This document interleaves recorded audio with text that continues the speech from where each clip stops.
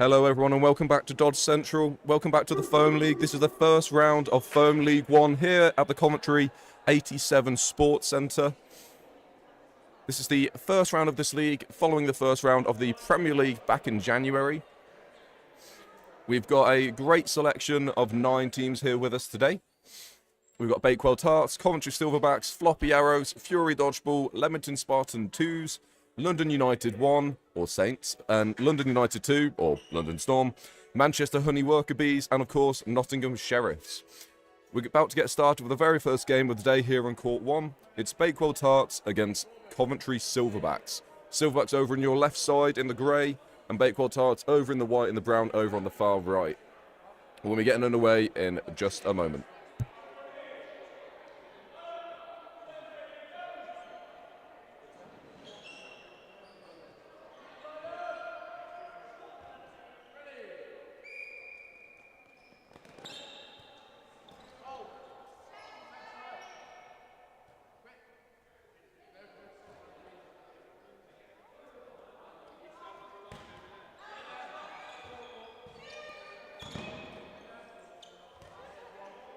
And after the first few seconds of the game, there are 2 outs, one either side.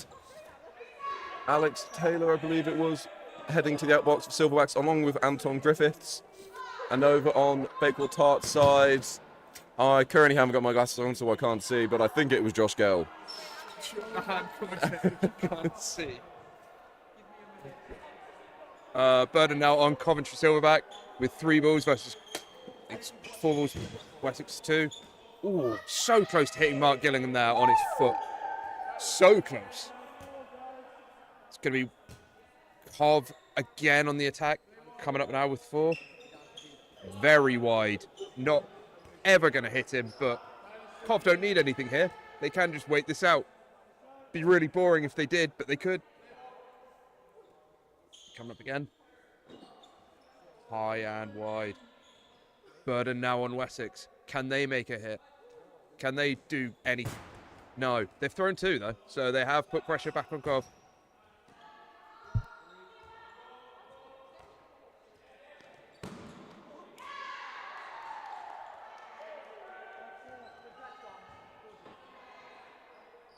Wessex there managing to make a hit.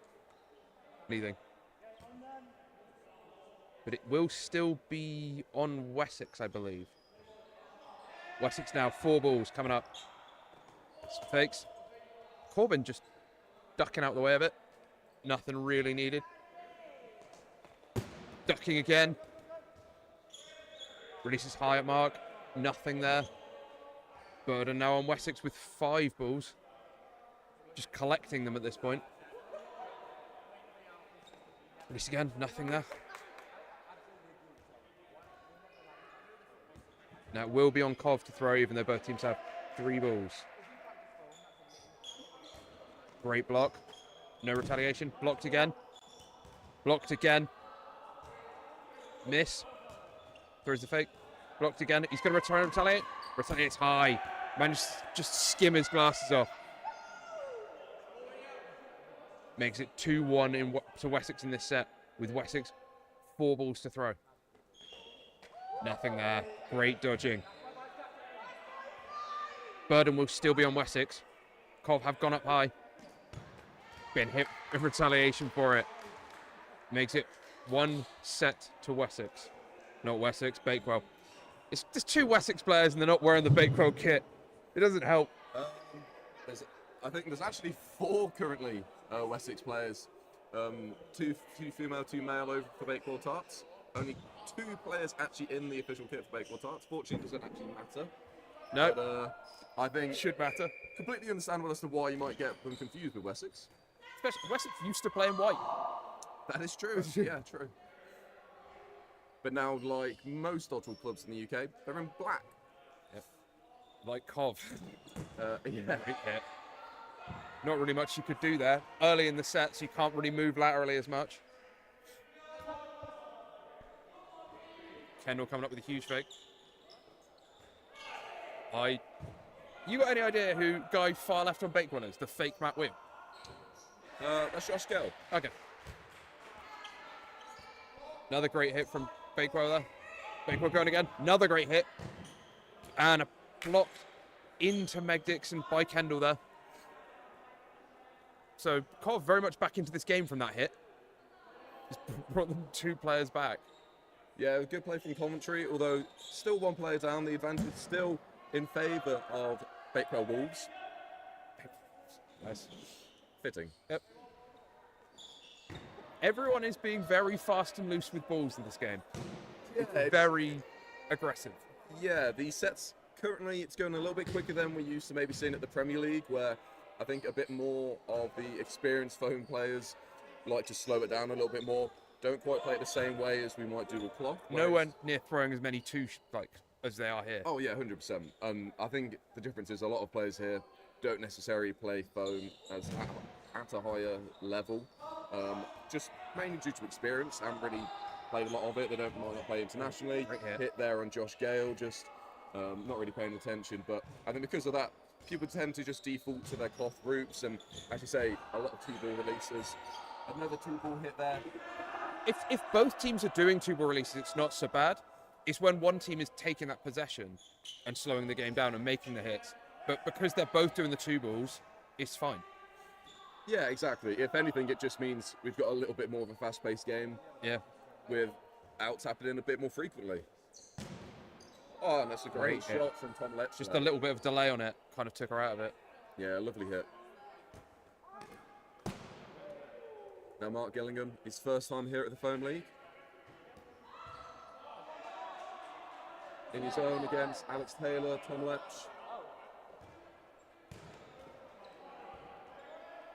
Yep. Releasing hard and low. He's not going to catch that. All the throws going a little wide there. It is first game of the day.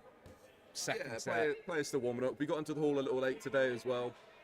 So players weren't given as much time to warm up as they maybe would have liked. Although Silverbacks haven't exactly had to travel very far today. Bakewell, on the other hand, all Wessex players. Yes. Yeah, it's quite far in comparison.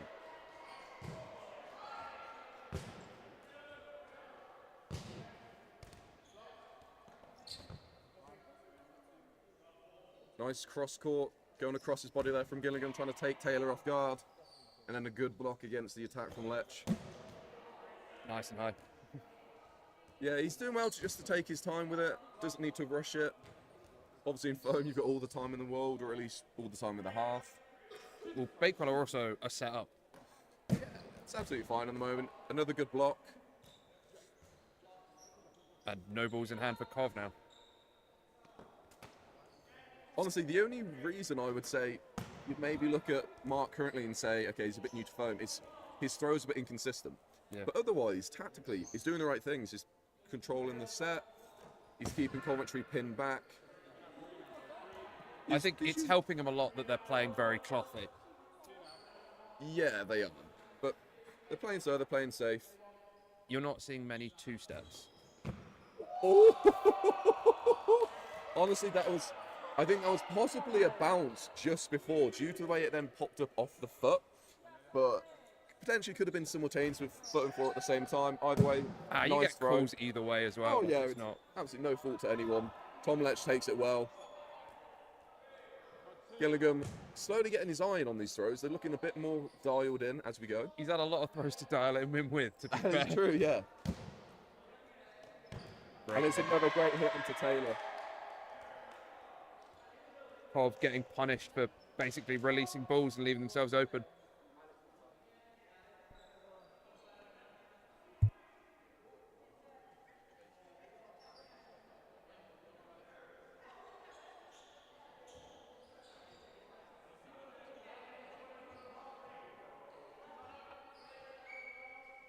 Now underway, third set, 2-0 lead for Bakewell. Silverbacks don't need to be too worried yet. The sets have been fairly close, especially that last one. Well, it was 1-on-1 in the end, so could have gone either way. Another hit down the middle. I think one of the biggest issues for Silverbacks currently is they just lose players too quick off at the start of sets. Especially the likes of Jack Letch, who is one of your more experienced foam players, who has that really, really good throw. You kind of want him in as, later into the sets. But now with 4 balls, they'll go on the attack. Just releasing 1 this time, being a bit smart with possession. Now Lottie Gudgeon into the attack rather than Griffith. Woo. Nice drop shot from Tom Letch there. Doesn't quite catch out Gillingham, but it was close. Meanwhile, over on the far court, we'll try and give you updates throughout the day as we go on court 2. Nottingham Sheriffs currently against Honey Worker Bees. Score 1-0 to the Bees.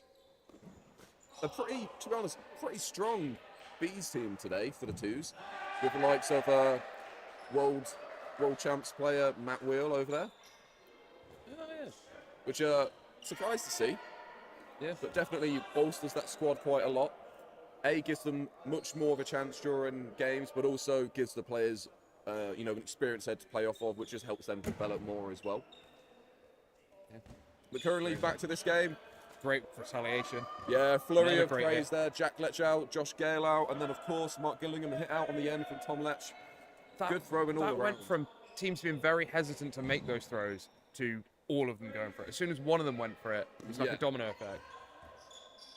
It was a very sort of simulated scenario, it seemed like, just one after the other, taking it in turns, a nice exchange. And it puts them even. Good throw.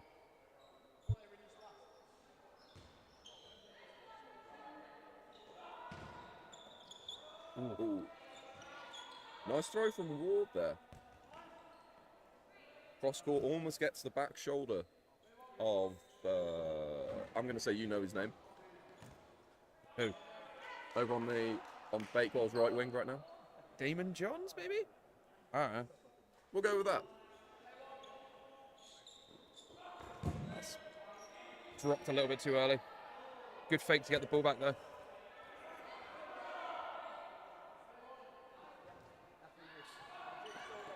Good throw by Kendall. The only thing he can do. It was a good dodge though at the same time from Ward.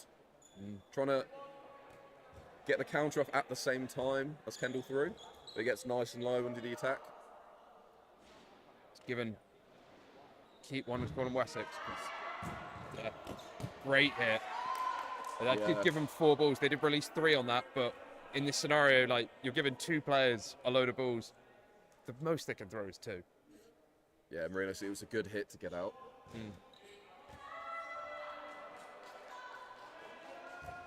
They're just so slow on the counter-attack, both teams.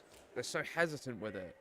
Yeah, and I think that's, most likely that's due to the fact that teams are a little bit less experienced. Obviously, first game of the day. Yeah. A little bit of nerves, not quite being as confident as they might be in cloth. And, of course, the throwing distance from where teams are when they're attacking, they're much further away than what you are in cloth. Yeah. Especially with the new rules brought in this season from British Dodgeball, which are much more in line with the European Dodgeball federations, in that the attack line compared to back line is much closer. So teams are used to being much closer, feeling like they can do that counter quicker. Whereas here, probably more hesitant because they just feel a bit further away, so they don't think they can get the hit. Yeah. Whereas Tom Letch goes aggressive on the counter. Came very close to that middle line.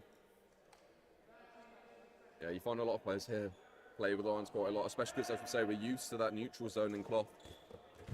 Woo! Close from Kendall on the delay. Managing to stay alive. Bit of a spin from Letch there. Doesn't really get near to anyone, but good way to get momentum on your throw. Great dodge from Dix in the middle.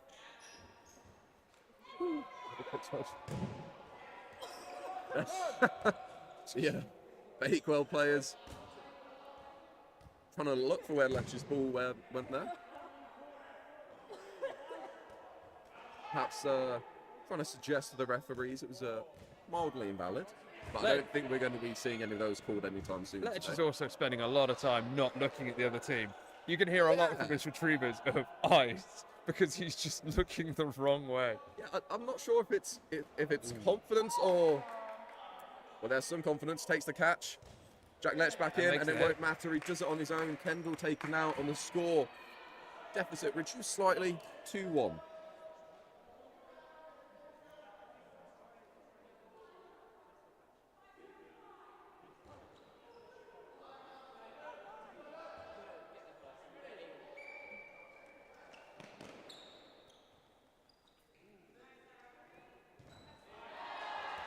Delayed quick start from Jack Lech there. Doesn't quite connect. Gives 4 balls over to the possession of Bakewell Tarts, who again released 3. Similar to what they did earlier. Oh, and it's a great rebound catch. He's walked off court. Technically should be out, but I think they're going to let him back in. I think He's going to go. Is he actually gone? Yeah, he's actually gone. Referee Joe Gleiser has called him out for it. It's unfortunate because the rebound catch was made. He was actually saved, but because he's walked off the back line, He's saved anyway. he was called out. Yeah, Kendall makes a great catch, bringing him back on court regardless, and then a hit onto Gudgeon as well from Josh Gale. Bakewell Tarts out of nowhere. 3-player advantage in this set. Great catch from Mark Gillingham. Throughout the day, you are going to see people who, when they do get caught in that way, are going to step off court, and some referees will give them the sort of grace for it, some won't. It will just come down to refs' discretion, basically. Yeah, personally, I think I would have liked to have seen it. He didn't really see the catch made. It's unfortunate. I understand it's, you know, a very strict interpretation of the rules, or following of the rules, I should say, but Tarts probably won't matter in this set. As we say, quite a good advantage now. 4 balls in possession again, just releasing the 1 this time. They want Silverbacks to be coming at them so they can go a bit more aggressive with the counters, but I was going to say, something we've seen from Bakewell Tarts a few times now, when they have 4 balls in possession and they're throwing 3, they like to throw 2 at the one winger and then 1 over at the opposite winger just to try and, I don't potentially get a hit, but I think it's more to reduce their chance of actually being countered by Silverbacks. A good sort of defensive approach, but obviously at the same time, quite risky because you are giving over a lot of possession. Yeah, in this scenario, again, the most they can throw is 3, right? Like, then you're giving away a lot of possession, but a lot of possession to a few arms. True. Although they did do it when they had 6 on court. I didn't see that, so I can't be held responsible for that. I was busy watching Sheriffs at that point. Good dodging from Josh Gale. Great retrieval from Ross Llewellyn. Looking very nice in that USA kit. He's got better kits, let's be honest. The man's got a lot of kits. Yep. The question is, has he got more kits or more tattoos? Kits. You reckon? Yeah. He Okay. buys like 3 kits a week. What? Yeah.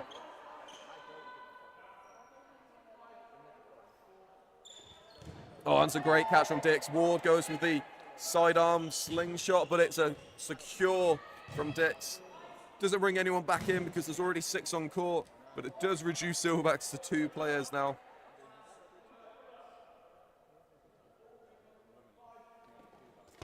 Ooh, Oh, lovely hit. absolute slap of that. Yeah, nice delayed throw. He's already moving. Couldn't move again. Bakewell becoming a lot more controlled, playing actual foam dodgeball. Yeah, it's actually looking quite nice to see. Obviously, Bakewell Tarts, this is a much different team than we were used to seeing in the sort of positional group stages. But, as obviously, only 2 of them actually on court. Yeah. But they were a very fun team to watch back then. And just fish without anyone will be out. Court. I believe the Wessex women were part of that team, if not playing. I think at the first round, they didn't make it due to some weather. At the second round, they made it, but only for some of the games. And a great catch from Tom Lech again. He lets 3 of them go by, picks his right moment and takes the catch on the last attack. Jack Lech brought back in. The 2 Lech brothers now. Only 1 player down. Huge play from Tom Lech. Work not done for Bakewell Tarts. Sit the ref. Huge.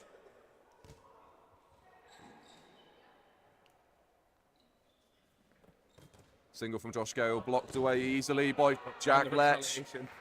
Yeah, great hit from Jack there.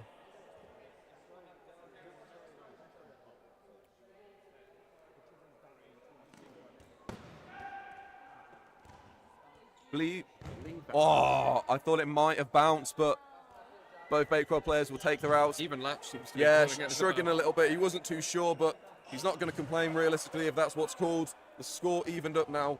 Huge back-to-back sets from Tom Lech there. Great catching, and Jack Lech in to help finish the set off.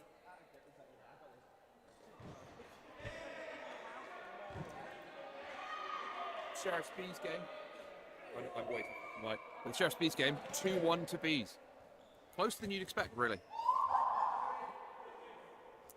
Who do you think would be winning that? Would you say Sheriffs or? Not Sheriffs. Oh, you expect Bees to be further ahead? But they've got World Championship Matt Wheel. That is very true. Basically a shiny card. Also, Sheriffs were struggling to recruit people like the last 2 weeks.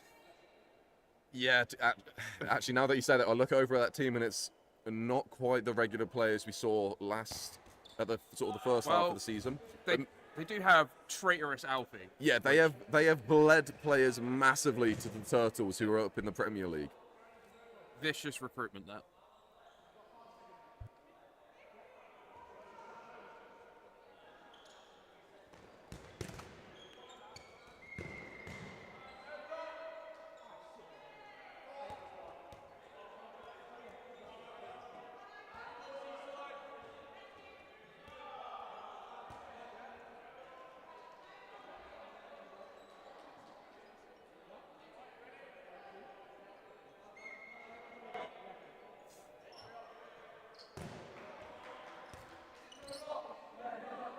Nice and low and safe there. 4 balls back to Cov. 3 balls to 4 balls to... Good dodging all around, no hits. Well left from Gillingham. What you love to see. You love to see no one ever get hit. Oh, Still no hits. Releases everywhere. Gillingham hit out. Actual hit. Not much time left in the set. I mean, on our time, we've got nothing. I think Geisler might have paused time, which he's technically not supposed to. Hit there onto Griffith from Kendall. But after no time, it will go. Backline infringement. Which would explain the chaos we're currently seeing.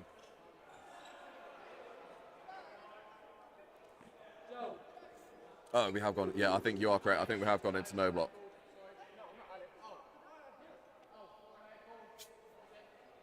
I love the idea of, oh no, a player's calling it. No, my line ref is actually calling it. I think that bounced. Yeah, good call from the ref. Kendall stays in. Not terrible call. Kendall should be called out at all times. Kendall hit out. Oh, Big hit onto Dix. It does take one into the face. It is Dixon. You are aware of it? Dixon? Yes. Oh, I thought it was DIX. Nope. Oh, my It's not apologies. Beck Dix. Dixon. Yeah. Oh, like your name. Spelled different. Oh, okay. How was it spelled? DIX. Son. Yes. Ah, okay. Well, apologies, Dixon. I probably should mention, today your commentators might not be around for the entire day, might have some guests coming up to help. But I am Alex Such and I'm joined by James Dixon. Dixon. But that is half-time. Is a 3-2 lead to Silverbacks. Probably not what we were expecting after those first 2 sets, where Bakewell Tarts were looking quite comfortable, getting into it, as you say, playing the foam style. But out of nowhere, Silverbacks clutching those 2 sets with some catches from Tom Lech. And then in that final set, very comfortable. Silverbacks just playing a lot riskier, but sort of pulling themselves back into games when they do go down, taking the hits early. But then the thing is, especially in foam, it gives you so much more space to move and to dodge and do everything with it that it doesn't really affect you that badly. No, a good half of dodgeball. We're back in just a couple of minutes for the second one.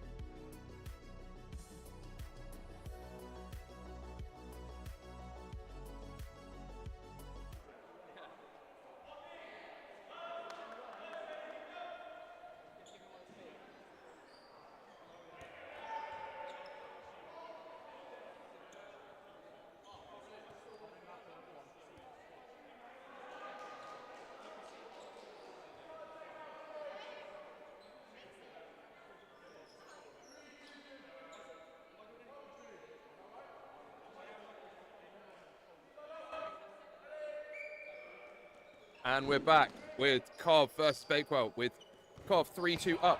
Early hit on Jack Lash there. Does put Bakewell up in this set, but not up in the game. So, great hit again. Hits him without the trade, to be fair. Yeah, really good play from Josh Gale there. Up court, takes out Griffith, keeps his life as well. Makes it 6 versus 4, but we've seen this from Bakewell before, and they have thrown it away. Yeah, probably. I think safe to say it was 2 sets in a row. Yep. They probably could be 4-1 up right now in the game. I blame them putting Kendall on the wing. He can't be trusted. We should point out, James hasn't exactly just got a vendetta against Kendall, some unknown beef. I believe they are club mates, so I think it's just some friendly banter. Never met that man before in my life. Can just smell him from a mile away. Does make it 6v2. Yeah, it was a big hit from Gillingham. It will be on Bakewell to throw. Good block from Dixon. That will reset the time, but they have hit Kendall.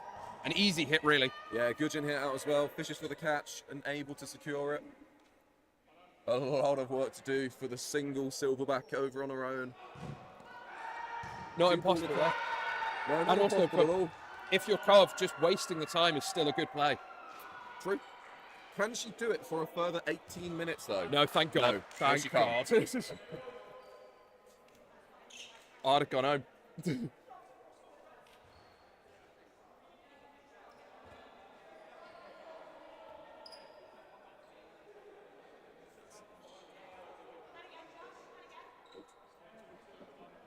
That makes it 3-all. He stood in front of the scoreboard. Yeah, it's currently 3-all. A nice quick set from Bakewell Tarts at the start of the second half to even up the scoreline. Whereas currently over on the far side, B's currently 3-1 up against Sheriffs. Everyone's hitting the deck, and it's working out for all of them.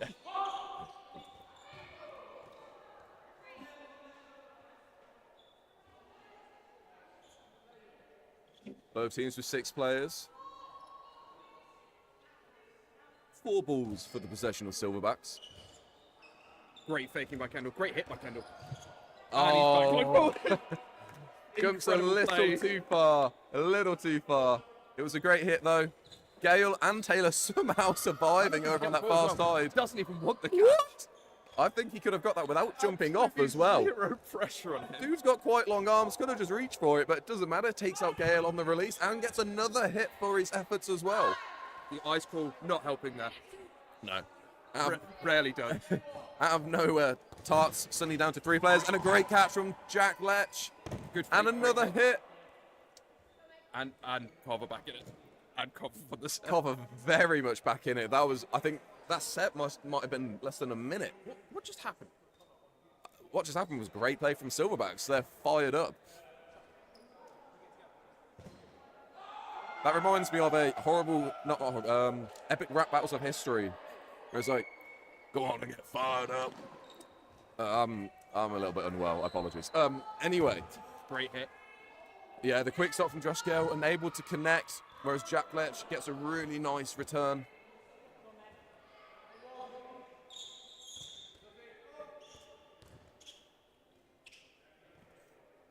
Honestly, at the moment, with how these sets are going, I can't predict how this game's going to finish. Oh, he's swinging back and forth.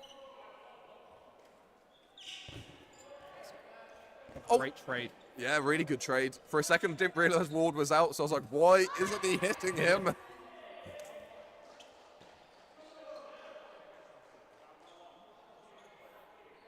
Bakewell Wolves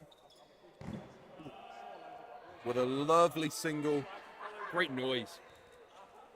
What did you say his name was again? Damon Johns, maybe. Let's find out.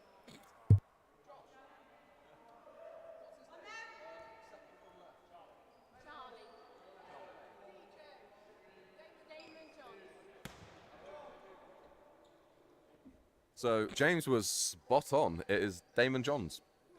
Yep. Or DJ, we are now going to refer to him as.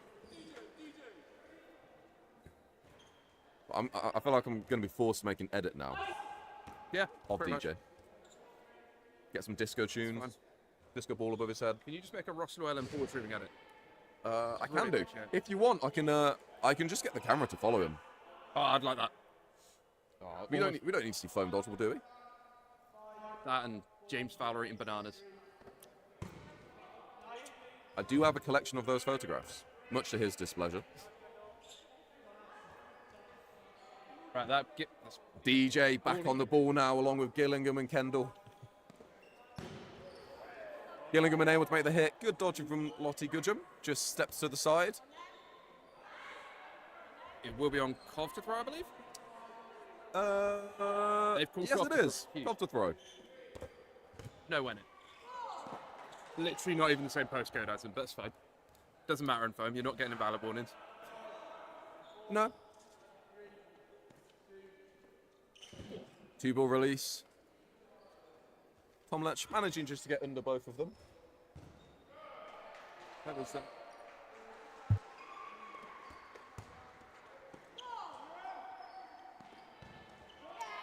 Great hit on the middle there by Kendall, maybe, or Mark, one of the two. Great block.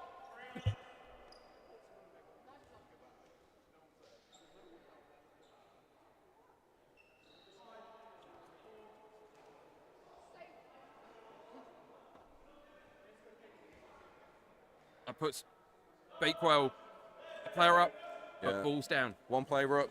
Gudgeon and the two Letch brothers. A nice throw from Gudgeon. Nice and low, good areas. DJ managing to stay alive, though. Bakewell not taking a ball off of Kendall yet. Big mistake. Powerful whip there from Gillingham. Didn't quite have the accuracy, but if you can get that dialed in, it'll be effective. Well, when you've got someone, even if they're throwing off, great catch. I think that's the third catch for Dixon now. When it's your day, it's your day. Yeah. Great hit. Jack Letch. Bakewell been in this position before.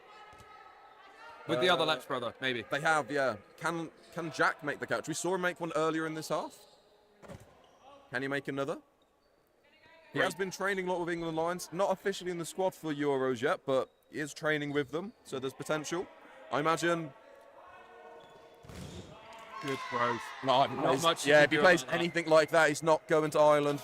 The problem was, basically what he needed to do was throw himself to the side, but he couldn't have known that beforehand. Yeah, no, to be honest, it was a really good volley of throws from Bakewell Wolves there. Not too much he can do, as the Tarts do increase their lead back to 4-3. Cov Nice. changing kits mid-game. A bold move. Nah, throw him anyway. Do it. Get him. 12 minutes. Somehow Ross Llewellyn losing 5 minutes there. Yep. Good blocking from Gillingham. You know, he looks quite comfortable out on that wing for a foam player. Like, he's really good with the blocking. He kind of runs through the ball. Looking more confident as the game's going on. Definitely seen a foam ball before. Yeah. Huge. Maybe he hasn't been in the league yet, but he's definitely been training. Cov easily taking Kendall out there.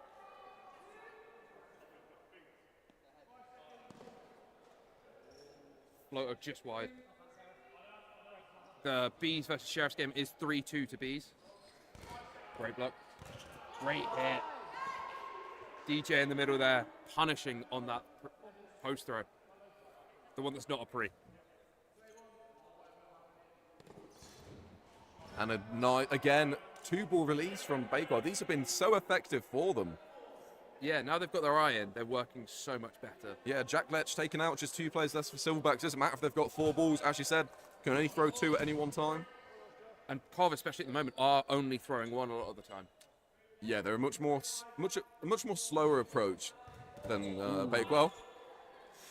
That's okay. That'll wake him up, ready for his game, which is actually on next. We've got London United 1 against London United 2, which is supposed to be the two.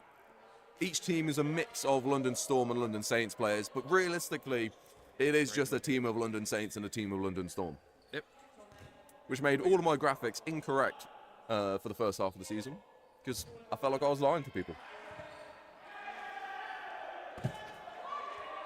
Great stepping up there by Lottie Goodham, but not able to get the hit. Does. No, it bounced. It bounced. Can't really tell from this angle, to be fair. High release from Gillingham. I think it hit the shoulder of Gudgeon though. But he puts the hand up to say sorry anyway for the high one. Great call on finger blocking. Yeah, really good honesty. Something we like to see. Unfortunately, it does happen in this sport. Sometimes accidentally because we're just cloth players aren't as used to it. But we love to see the honesty from Griffith there. Good sportsmanship, showing pride values from his time with England Dev. And It is a fundamentally stupid rule, in all fairness. Finger blocking is impossible to referee. it is incredibly hard to referee. Turns out the score is incorrect. It is not going to be 5-3. It is actually 5-4. Oh, great sliding dodge there by Josh Gale. Low again, not able to make the hit there. That will make it 5 balls to Cov, to the 1 ball of Bakewell. We'll see what they can do here. Even on players. Releasing too high, nothing there. 1 low on Mark, but not able to make that hit either. Gives Bakewell 4 balls. It might just be a case of who can start making hits first in this set. Who can actually connect? Nothing there. Bakewell playing it slow, only releasing the 1 ball there. Makes it on Cov to throw. Release no down the middle. Kendall releasing high, taking out Corbin down that side. Tries to row away from it, but isn't able to this time. Kendall, an elite player. I've always said that. Great block, but not a block by Ledge. Yeah, good on Hit on DJ in the middle. Hit, retaliation hit by Kendall there. Phenomenal player. Should be on Turtles, really.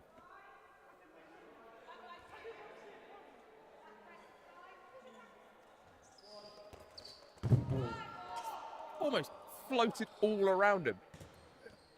Like a cutout on hole in the wall. like a dot to dot. Great hit. Bakewell hitting their stride now. Yeah, looking much more comfortable the last 3 sets. After that quick one from Silverbacks. Also looking, well, unlucky Dixon there to not make that hit. To make Perfect that. throws though on the counter by Yeah. Kendall and Gillingham. 1 leg each. Bakewell looking a lot more comfortable with a single player in, provided it's not a Lech brother. True. Great dodging. Gudgeon stays alive. I imagine she's going to be looking to take one of these balls. Well, one catch would swing it so far back towards Cov. Oh, massively. All of a sudden, it's going to be a 2-3. And who would it bring back in? I don't know. I think it might actually be Jack Ledge. Oof. Great block down. Kendall does not go for the throw. He is a coward. They do throw one. Floating up. Dixon panicking a little, calling for the attack on the play ball. Wasn't actually needed, it turns out, but a great hit nevertheless from Gillingham. Good power, nice and high. No chance of the catch.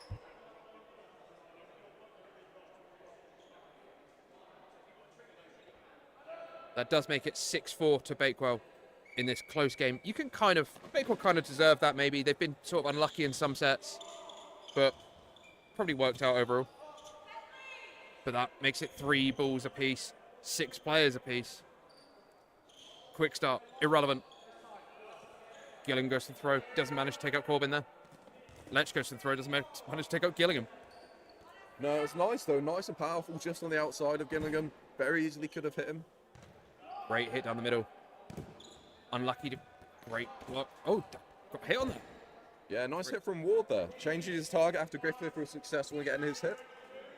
Does make it even again on players. Just all these retaliation hits, leveling it out. Did you realise for some reason Elliot Webb from Spartans 1s is here today? It's not too far for him to travel, but again, a lot of players here who don't need to be, but it's nice to see them here supporting, the development of firms, supporting the teams here. It's nice. Can I clarify order of out? Who was first out? No. Ah, fair enough. Thank you, ref. That ball at the front of court being pressured by Anton Griffin there. Kendall going for it. Great block away. Yeah, does give Bakewell 5 balls. And everything to do with them. 4 players apiece. Believe hit on the left. Hit on both wings. Yeah, I didn't realise that Taylor seemed like he might have survived, but good honesty. Taken out by Gale. That gives Bakewell 3 balls. It will be on them to throw. Although both teams seem to have reacted like they wouldn't be. All the pressure from Kendall here. Great catch again by Dixon. Yeah, another great catch from Meg Dixon. I genuinely think was that 4th or 5th catch? Something like that. looking great. Honestly, those drills that the England Lions were doing at training, clearly paying off for her.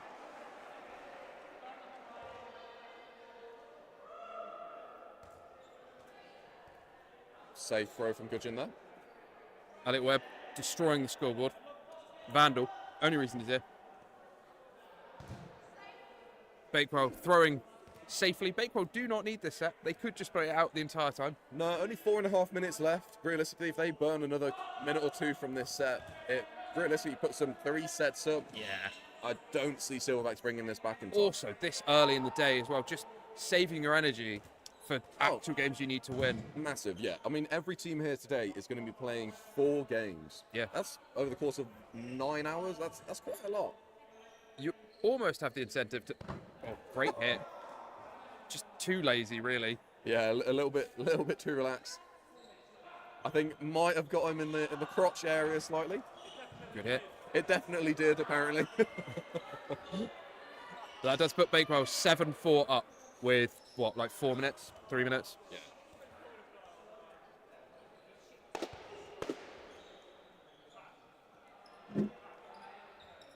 Now then, will anyone get a hit off the quick start?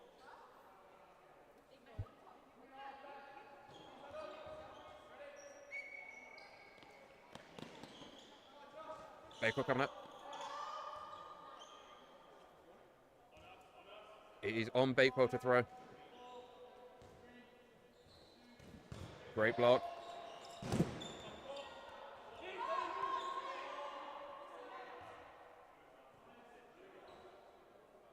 So 4 balls to Cov.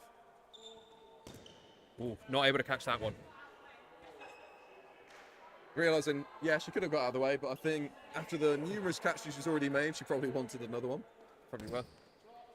Cov going for a throw on being let to put the ball off the court. An update over on court 2. Sheriffs down 4-2 against Honey Worker Bees. Matt Wheel just hit out then with a nice shot actually from Robson onto his knees as he dropped down. Ooh, great release into Josh Gale. Takes him out. Does make it 6-2 to Cov, 6-4 to Cov in this set. It's better from Cov, but realistically they have to end this set so quick. Believe that bounced. And then have to end the set after that really quick as well. And Oh, it's got to be too late for them. It's too unlikely. Whilst we've seen Great some catch. really... Yeah, it's a good catch from Ward. Whilst we've seen some great dodgeball from Silverbacks, and especially a couple sets on the trot and some individual play from the likes of Tom Lech, realistically, the past sort of 12 minutes from Bakewell Wolves has just been too much. They were just too consistent on catches, on throws. Just don't really give Silverbacks a chance. The second half has been all Bakewell.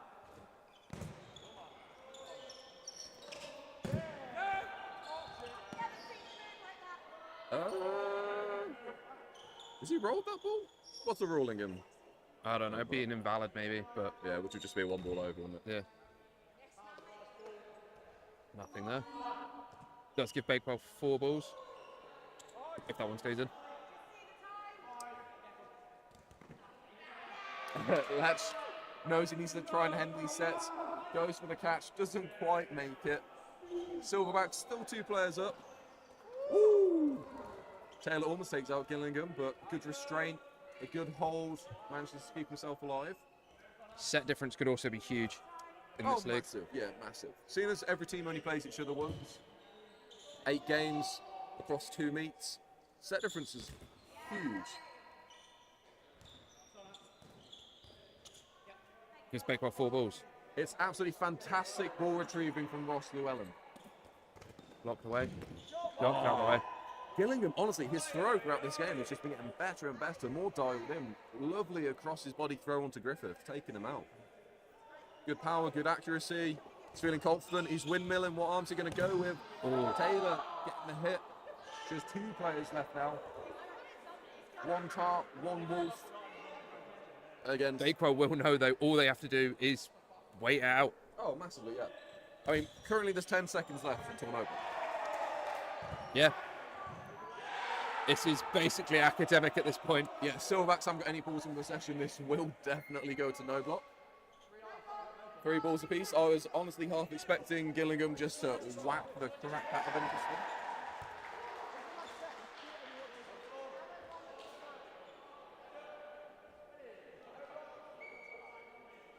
So, into no block we go. 12 coming up. Throw, releasing 3. Not making a hit with any of them. He's got all the balls now. Oh, it's a great Great hit. hit. The first throw was close, and then he faked going for someone else, and then it's a lovely no-look shot onto Taylor. Gives Cov 2 balls. Great hit. Hit onto Gudgeon. Out of nowhere, it's just a 1v2. War stays alive, but so does Gillingham. He's going to Good go shot, again. Almost. Can he do it? Bakewell Tarts definitely won the game, but will it be by 4 sets or by 2? Oh, it's a great dodge from Gillingham, and again. Dodge again. And a hit. Oh, There. Able to make it back up. Unfortunate. A great effort from Gillingham. A great game from him as well. But Bakewell, cherry on top, won the game. Yeah. Great game from both teams, as we mentioned. But unfortunately for Silverbacks, Bakewell a little too consistent in that second half. 7-5 to the favour of the Tarts. And we'll be back in a few minutes for London United 1 against London United 2, or Saints v Storm. Meanwhile, over on the far court, 4-2 in favour of Bees. I imagine they're probably going to win that game, sorry.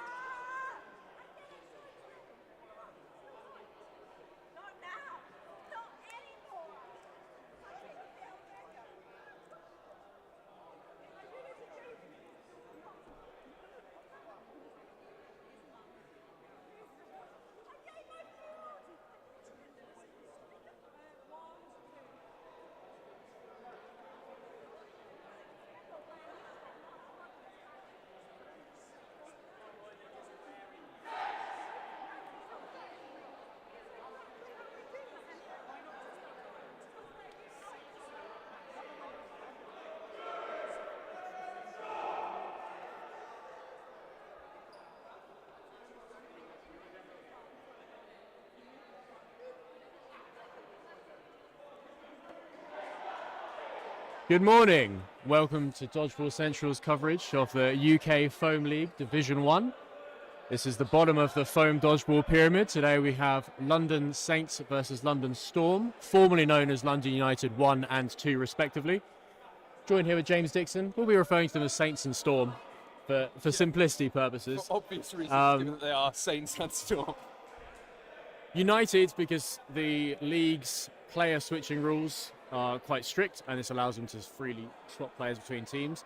Don't think they've actually exercised that right today. I think all of these players are all quite firmly in their own clubs. Should be a fairly even match. Both teams sending same quick start. Quick start not taken by Williams. Scared, Balls everywhere. intimidated. Burden on Saints. Single down the middle, high. Retained. 4 balls in Storm. Rachel Potter making the calls. Captain for today. Single from Louis. Great hit. Louis Williams there, number 56. Probably Storm's strongest thrower. Not on wing. Perhaps a target here for Saints who have 4 balls. 1 player down.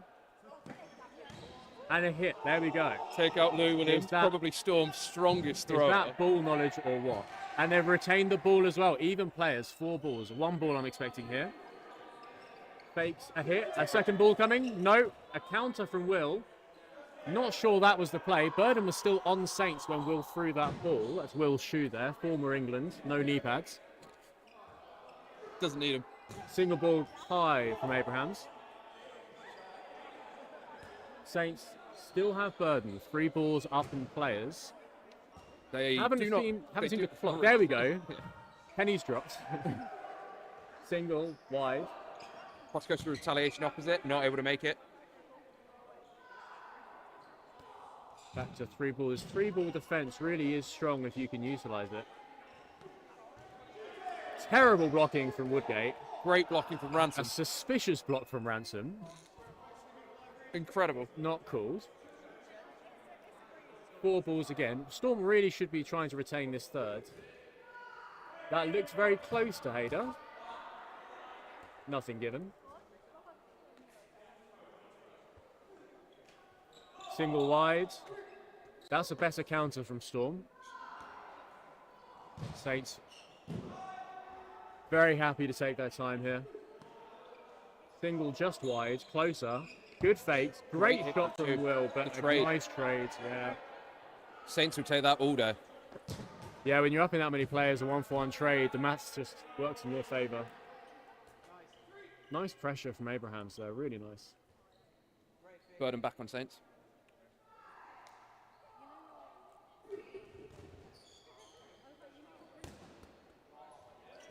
Solid blocking. Do you think we're going to see 2 balls released here soon, James? No, Saints would never do that. They're too, No. too Maybe cautious. Hayder has 1 ball here. Maybe this is the time to throw 2 balls at them. Rachel somehow gets the free throw hit there. Slowest ball I've seen in a I while. think she was surprised at getting that one. 1 ball at Faizan. Second ball arriving very late. Does that count as a 2 ball? No, 2 you singles. don't get to have that one. Right, what can Storm do? 1 player deficit, 4 balls. Faizan throws. Great Great hit. shot. Almost a Ooh. double. Let's make it level. From being, what, 4-2 down? Yeah, great comeback from Storm. Rachel Potter managing it very well. Good single. Nice from Potter. Great from Abrahams. Needed to take her time with that throw, I think. She had a lot more time than she realised. Both players did. Both players got unlucky to not make that hit that close. Yeah, a bit rushed. It is first set, game of the day. First set, first day. First game. 1 ball at Potter. Not connecting. 3 balls for Storm. Burden on Storm. Faizan holding 2. You'd expect him to release. Probably opposite himself. As he does. No hit. Jordan taking in retaliation. No purchase. Same Game's again, slowing Jordan. right down. Oh, yes.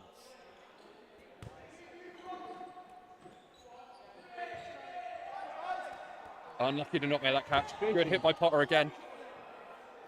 Rachel Potter cleaning up here.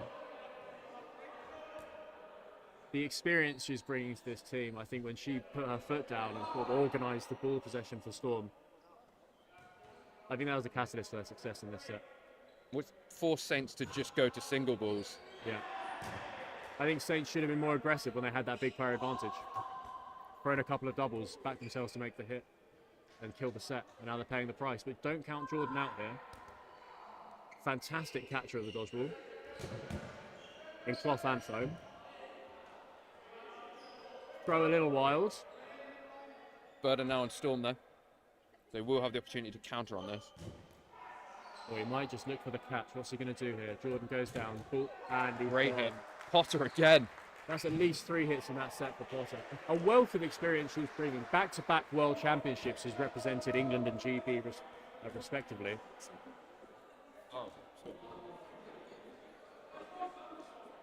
1-0 to Storm. Couple of subs for Saints. 2 changes. Jordan off.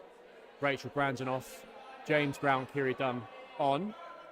Quite fresh to foam, James and Kiri. Ooh. Quick start not connecting. Burden back on Storm, I think. Early aggression not working out for anyone. At least from Will falling short. 4 balls for Saints. 2 substitutions straight on the ball. One of them release. No, not trusted. To be fair, they are both Plymouth players, so trusting them, bit of a risk. Yeah. They fall the Plymouth players or they still? Oh, I don't know. A great hit. Fraser caught sleeping. Did not see that ball whatsoever. Single from Branson, not connecting. Good throw from Williams. Great catch from Williams. Jodie has run into the opposition half. Not Just quite didn't sure. stop running on that counter. Somehow Stormer still a player down despite making a catch. Not sure what's happened, but the centre refs, the Lesh brothers, seem content with the state of affairs. To be fair, equally, no one on Storm's complained about it, so No. maybe this is the less Aggie Storm lot. Jack Lesh wearing his England Lions leisure wear, which is a rare sight. That was a Awful block. very, very suspicious blocking action from Rafa there. Not sure that's particularly classically trained. Throw also missing. It's a great assist, though. Brown considering dodging and then just kind of stood there and let the ball miss him. Level in the set now, though, from Storm going down early. That's unfortunate from Louis. Don't know how much he knew about that catch, really. I feel like he was punished for his accuracy there. It's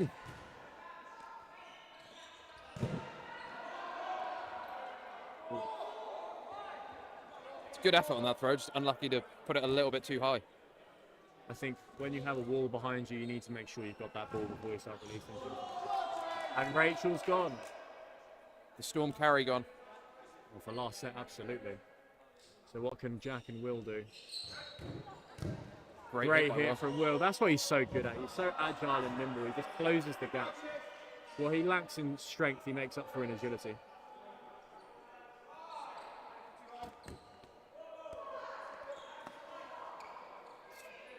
Big slide from Jordan there for no reason whatsoever. Great effort. One for the cameras there, Willis. Broken shoe. Looked like a hit. Not given. Angle must be deceptive from up here. Comfortable block from Sanders. Let's give Storm 4 balls. Can they do anything with it this time? Predict a single off ball. At ball. Oh. 3 apiece. You'd expect Will to just probably do a step counter after this. The pass is still running. And he's off. And he's off. And he misses. Well. And again, they've given away the 4, and James has returned the favour, and Brown has given them back their 3rd ball immediately. Ball possession, not a strength of this league, I'm going to be honest. No, it is tough when you've got a wall behind you and balls go back when you wouldn't necessarily expect them to, but that's something you have to adapt to. 3 balls for Saints. Single released, at ball, comfortable block. Swatted away. Will walking up, Jack throwing into the sky. Ransom at Jack, not hitting. Will at Hillary, not connecting. No one able to throw on target. Well, this is phone. You live and die by your accuracy. You throw the ball as hard as you want. If it's nowhere near anyone, Great dodging by Will Shoe. it's Will again. But these I- are very risky from Will. I blame Storm's coaching. Well, their head coach, Izzy Smith, is absent today, coaching UCL at Bucks. So if you wanted to point fingers, you might say the buck stops with her. I'm sure questions will be asked if this comprehensive one-set lead somehow crumbles. Storm have never bottled anything before. Absolutely not. I think the less said about that, the better. Almost. I think we'll just move on. from Almost that. happened in slow mo. I think that kind of speaks for itself. And that's quality finishing from Saints. The second that Will Shoe steps past that return line, Saints consider that part of their court. He cannot be there, and they very rightly move forward with their 2 balls, release both. Even if they miss, they're comfortable in their ability to dodge one ball coming back at them. Yeah. Really good finishing of the set from Saints. Even if you're not going to dodge it, you've got enough players that you can just take the hit. Absolutely. Honestly. But they have forgotten their 3rd ball. Elite level of Like the I sport. said, folks, this is the bottom of the dodgeball pyramid. There is no league below this one. This might be the bottom of that league, to be fair. This could also be a hypothetical relegation scrap. Nah, no relegations this year in British dodgeball. Flacco missing. Very suspect. Very, very suspect. So suspect, in fact, he's walked off, he's shrugging, he's fuming. Saints once again misunderstanding the burden rule, getting hit for it, getting caught up court when they did not need to throw. Saints need a bit of composure. Jordan Willis' shirt is inside out. Izzy Smith would never have let Composure- this happen, is all I'm saying. Composure from Saints here is somewhat lacking. And again, 4 balls when they're down in play. Saints, what is happening? They've won a set and have completely collapsed. The scoreboard's not been updated. This is League One dodgeball, folks. Is there a dodgeball version of Route 1? And can we see it? Alex Taylor has spotted the scoreboarding error. That's very high. He is very cold, however. It's not particularly cold in here at all. I have no idea why he's wearing a coat. London Saints, 4 balls, 2 players down. Single into the floor. Another Another single ball into the floor. And Faizan makes the hit, admittedly at 20 miles an hour. Yeah, but that's a Matt Wheel bonk if I've But ever that- seen one. that He will is- love that. Fantastic content. Single from Williams, not expecting. Willis into the sky. Does the emote to make it funny, but he's actually fuming.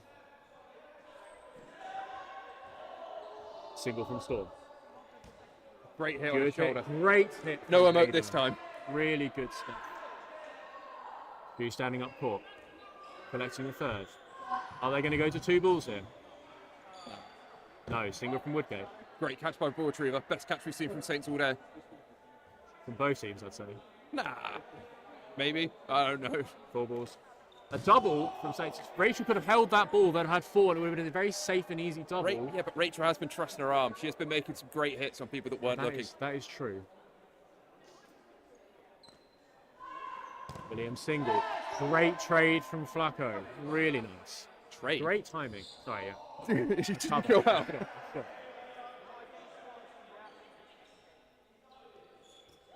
Nice low throw by Will Shoe there. Backtracking very quickly despite nobody throwing.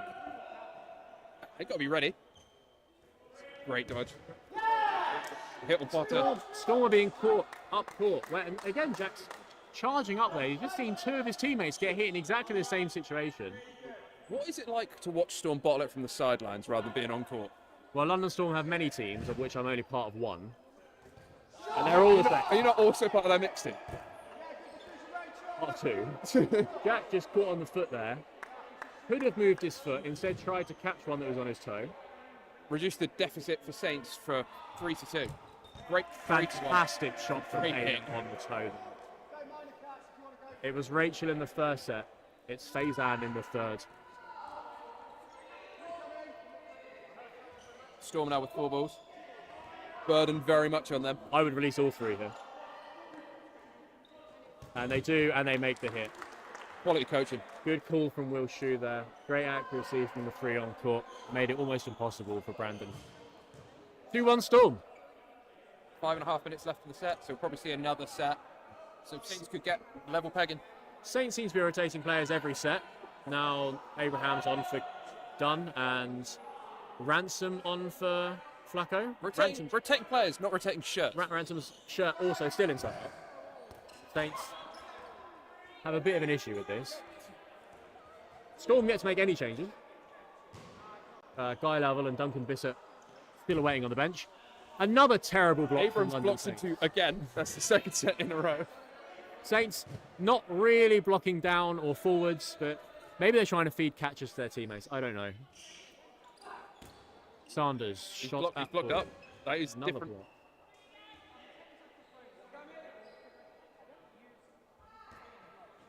Three balls for Storm. Finger from Williams, straight at ball again. Great fit, he makes a big deal of it. Fantastic honesty.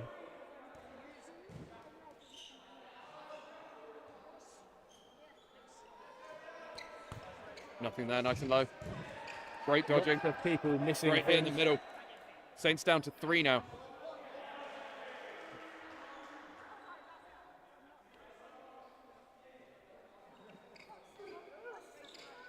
Single from Saints, finding nobody. So balls for disappointed. Well, yeah, if you're going to throw, especially from the centre line, you need to be at least reaching the person you're throwing at, in my opinion. That's just the England attitude. So I'd like to point out there are no current England players in either of these two teams, other than Rachel Potter in the women's, who doesn't have a ball. Great shot. hit, great Another great shot. That's really good aggressive dodgeball from Will Shue. saw that the player wasn't paying attention. Once Fully again, for it. Willis left in by himself. How they're going to play that? He's not going too far forwards. Very smart from Willis. 3.5 minutes left. Can he survive till no block? Unlikely. And He's he out stood on the line line. immediately. He stood on the line.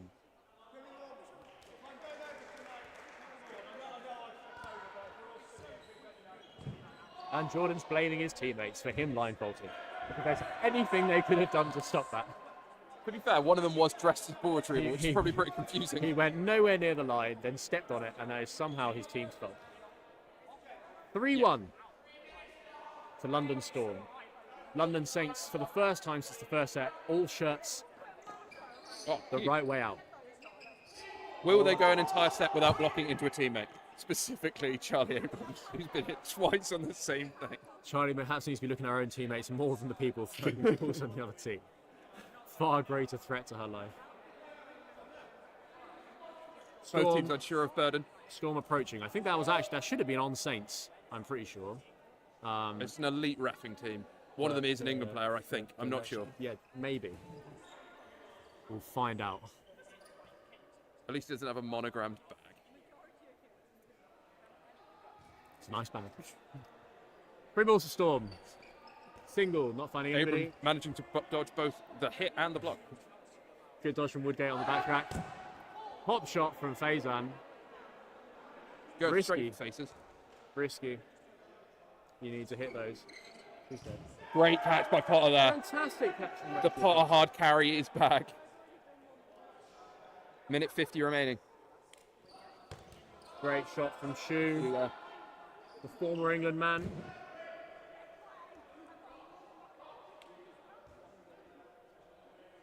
Oh, shit. It's burden on Storm. Release down the middle. Abrams hit out, but not hit out from a block for once, which is huge. Saints with 4. Approaching, single. Low Not finding skimmer. anybody. Trying to bait Jack into going for a catch. Anything that's skimming is the floor. 1 minute 10 seconds remaining of the half. Single from Guy. Oh, Storm made a substitution that was missed. Guy level on for Louis Williams.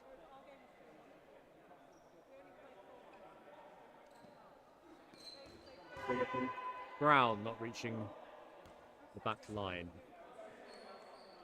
Just going for toes. Very safe throws, I would say. Generously. Nothing wrong Another with safe that. throw. Another safe throw. Well, from Storm's perspective, I'd say safe throws are probably fine. After the time limit's up, we go to a 3-minute no blocking. I think, but like you're gonna end up going to that no block anyway at this point. I don't think it matters massively. True. 30 seconds. Are we going to see the last 10-second flurry of balls? Ball possession resets to 3 balls apiece when time hits 0. I don't know that either team will know that it's going to go to no block. But what a catch from Level. Guy Level, fantastic improvement over the last 6 to 9 months, I'd say. He's been going to Storm training regularly. Really has been improving a lot. I really think foam is his game.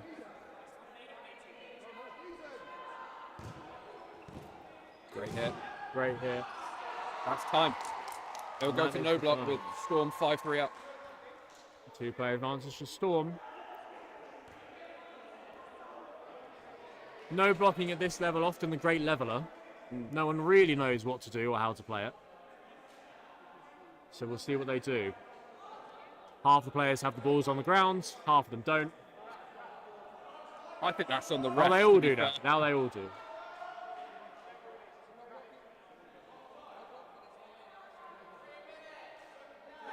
The rest will get on with it soon. The clock still says 20 minutes, but there is actually a 3-minute. That's hit the line, ref. So we have no idea how long's left because the clock just says 20. Great dodging. Fantastic movement from Level and from Shu. Saints have remembered how to not aim at the floor. High and low respectively. 2 balls from Saints. Saints just lobbing everything. Oh, that's a great. fantastic catch. Brings Jack Ransom back in. What Burden damage can on he do? Saints. Good dodge by Jody. Both teams level. 4 balls. Single off target. Another single off target. Great Single hit. on target. 2 singles. Unlucky to not make that catch. Jody's once again run into the opposition's half of the team, and Will is left by himself. He has got an amount of time to turn this around. He doesn't even need to look at the other team, apparently. We have no idea how much time he has, but he has an amount of time. 1:55 apparently. The timer on the stream is wrong. Be great if we had a visual indicator of that, but Can't afford that. not in the bottom tier. Will Willis. doing one dodge and then mid-jump doing another. Yeah, very smart play from Jordan. Waited for the ball to come on to be retrieved and took the opportune shot. Really, really well placed. So that's 3-2 to London Storm at the half. And then so it's 5-minute half time. We bring you back the second half. In the meantime, why not check out Dodge Central's content on Instagram at Dodge Central. You can see some highlights from last week's Foam Cloth Super Leagues, including highlights from the players and special alternate angles and slow motion content.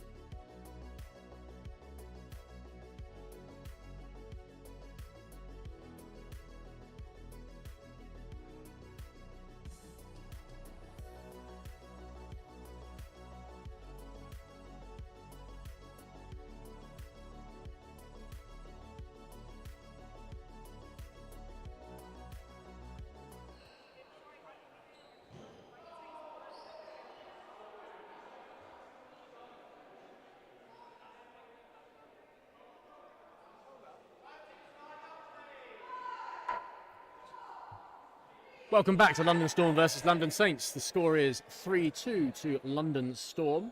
Storm made another sub. Now the substitution, Duncan Bissett comes on, a Storm throwback. Moved to Scotland earlier in the year, did come to Storm trainings a few times and is subbing in for them today. Also part of the Luxembourg Dodgeball Association. In fact, we're participating in this year's Euros, I believe, in the phone division. Saints also made a sub, I believe. Saints be rotating every set, so it wouldn't surprise me.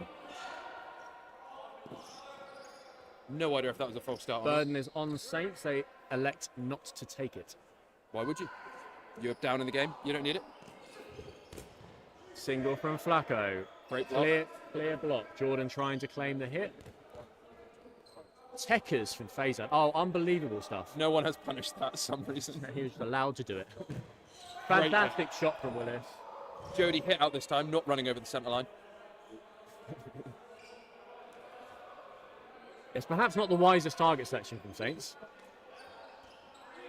It is a target though, which, you know, it's not the floor. It is. They have thrown on target. But perhaps electing to throw at someone that hasn't run over the centre line 2 or 3 times already might be more beneficial. Might say we've been rugby tackled, to be fair.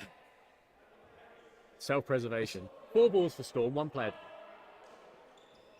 Single from Faizan, down the middle. Right in the gap between players. Right into the gap. Could not have more players up court looking at him. 3 ball defence for Storm. They're going to do a counter. No. Wheels up, wheels up, and Will elects not to. Baits him to the ground and then does nothing with him. Duncan has a ball for the first time this match. See what he can do with it. Will he be allowed to throw? He has walked straight over the middle line. Incredible. Jody's position filled immediately. Is his hit cancelled? And his hit is cancelled as well. Elite level play. He did make the hit, to be fair to him, although it being about a foot closer than it should have been. Great hit on Alex up there. Those are very tight jeans. Anyway, Saints have 3 balls. He's not cold though. He's not cold. He's not cold. And also, those tight jeans are probably keeping his knee together. Well, yeah, needs all the help he can get in that regard. Single from Saints, missing Potter. If I was Saints, I'd perhaps be looking to target Hayder a bit more. Yeah. He's Force 2, well, you've got more players on court and he can't dodge as much. Lavelle looks to be rushing his throwing action somewhat. He needs to take his time. Single from Shu, not finding anybody. Maybe the pressure getting to him at this high league. I mean, maybe. He's not played a lot of competitive dodgeball outside of, I believe, Regional League and maybe Storm 4s. Best Storm club, really. My favourite Storm team by a country mile. Single from Potter. Not finding anybody. The 6 players of Saints now have 3 balls to the 4 players of Storm. Single from Willis into the floor. Quick counter from Lavelle. Decent power. I would have been surprised if Willis would have jumped into that area though. 3 for Saints again. Single from Ransom into the floor. Will charging forwards. Baiting the second throw. Very, very risky from Shu when you're 2 players down. It has worked out for him, but do you need that risk at that level, James? I mean, they are set up. That's a great hit. They look like a bounce from my perspective. Let's be honest, the refs do not care. Coventry do not care. Jack Lesh just admiring himself in his England hoodie. Not interested in the game. It's one of the pride values, to be fair. Product. 4 balls to Storm. Single from Potter. Not finding anybody. Everyone thrown very low. A jumping would probably save you from 90% of the throws on this court. Not that one, but most of them. Or that one. Quality commentary from James Dixon. Hey, I'm not being paid. We have all the insights here at Dodge Central. 3 for Saints. Approaching single, double, and a catch. The one time they elect to throw 2, and they give away a catch. They've brought Jody the Space Invader back on court. Jody really needs to be highlighted where that line is. She's a pro god. Here we go, and she survived. And Will Shu has immediately returned the favour. Saints throwing 2 and giving a catch away. Storm say we can do one better, throwing 3 and giving a catch away. The London rivalry is fierce. Nah, 4 balls for they're just Storm. playing a game of catch. It is actually London United. Back down to 2 players deficit. Single from Hayder, right down the gap again. Willis returning. Jodie perhaps could have taken that throw. She had Potter there covering her if Ransom was to take the return shot. Might not have been sure which was the front line, to be fair. Yeah, spatial awareness, not one of Woodgate's strengths. Ball down the middle again, gets hit.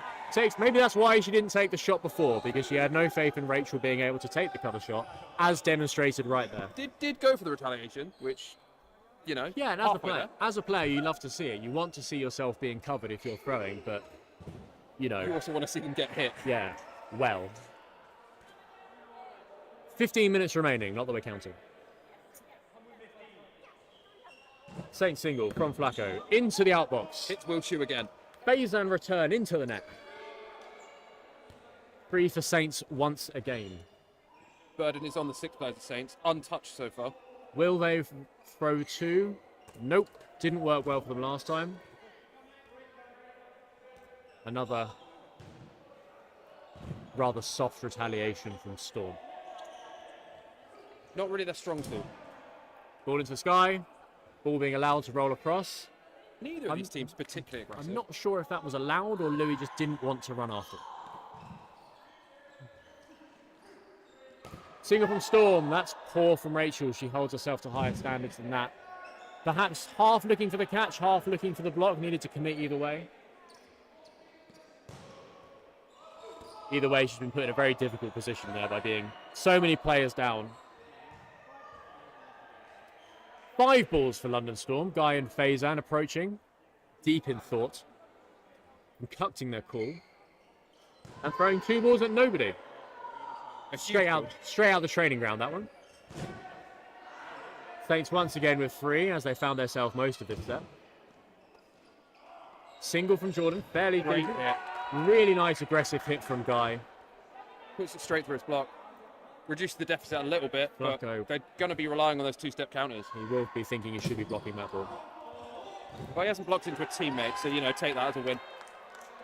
Charlotte Abraham's not on court, so no Saints players have been blocked into this set. And all of a sudden, the deficit's halved. Down to their usual 2-player deficit. Faison, aggressive throw. Probably the right one to take. Guy with a risky block. That could have hit anything. Couldn't hit a teammate, so it's fine. Unless those in the outbox. A brilliant shot from Faison, but blocking in this set has been poor from both teams. Lack of concentration, maybe? Lack of experience with blocking with a phone ball, to be fair. Probably. Great block That's there. a very imperious block. And a great shot from Faison. Back to level. Well worked from the 2 London Storm men. If you're Saints, you've got to be kind of disappointed that you've let yourselves go from 6-2 up. And you talk about experience. There's 2 very mixed experienced players on the Saints team left in. Jordan, quite a lot of experience in the England setup last year, not in it this year. And Kiri, as far as I'm aware, brand new to phone. So let's see. I expect Jordan to be taking the lead on most of the strategic decisions, although his first decision was to give 5 balls to Storm. A great decision. And Kiri's decided to give 6, and everyone just watched that ball float past in what would have been probably the easiest catch of the match. Yeah, but Storm just don't like to win like that. It's not their way. This is British foam, ladies and gentlemen. Faison, oh, there we go. A lovely shot. It is now all on Jordan. Although if he goes out, it will not be his fault. Jordan relying on his teammates to prevent him from line faulting. Great block. And not such a great throw. Is cleaning the floor, though. I think Jordan tactically is playing this quite smart. He's not going past that return line. He's not giving Storm that free shot on him. Staying low. Then threat. Oh no, he's approaching. Oh, that's a bit. A little bit indecisive there. Yeah. If he is going to lose, he almost wants to lose quickly so they can bring this back. Like, yeah, losing maybe. slowly does not benefit Saints. Yeah, I mean, ordinarily you'd think 11 minutes would be enough to see out any score really, as long as it's within, especially if it's within 2 sets. But at this level, the finishing of sets has been quite painful for both teams.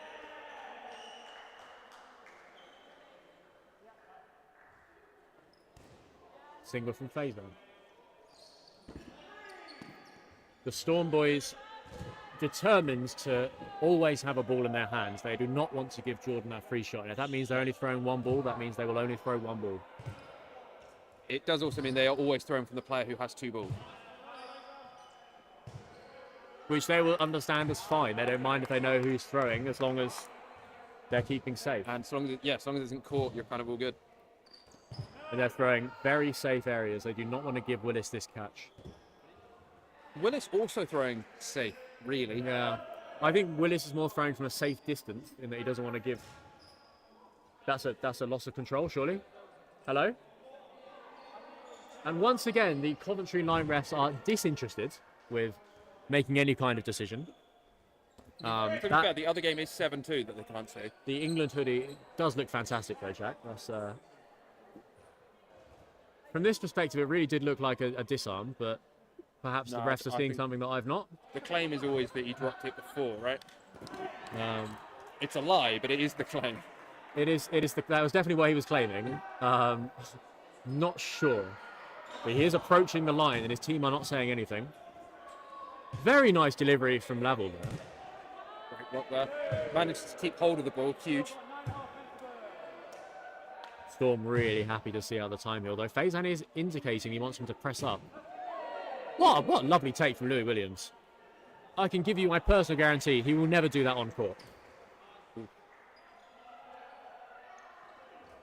Very aggressive from Storm. Why are they giving Jordan these shots? He's not taking them. Time out for Saints. Time out for Saints. I think that's smart. He's Gives the refs time to figure out how blocking works. also gives them time to figure out how to pause the timer, which Tom Lesh is struggling with. I am fairly sure It's it still is going. one button. It's still going. I'm pretty sure there's a massive pause button in the middle of the controller. Oh, he's using his phone. That'll be why. He's using, okay, so...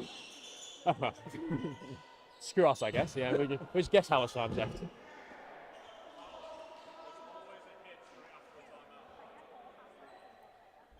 There's never a hit straight after a timeout. It's never happened. Nor will it happen today.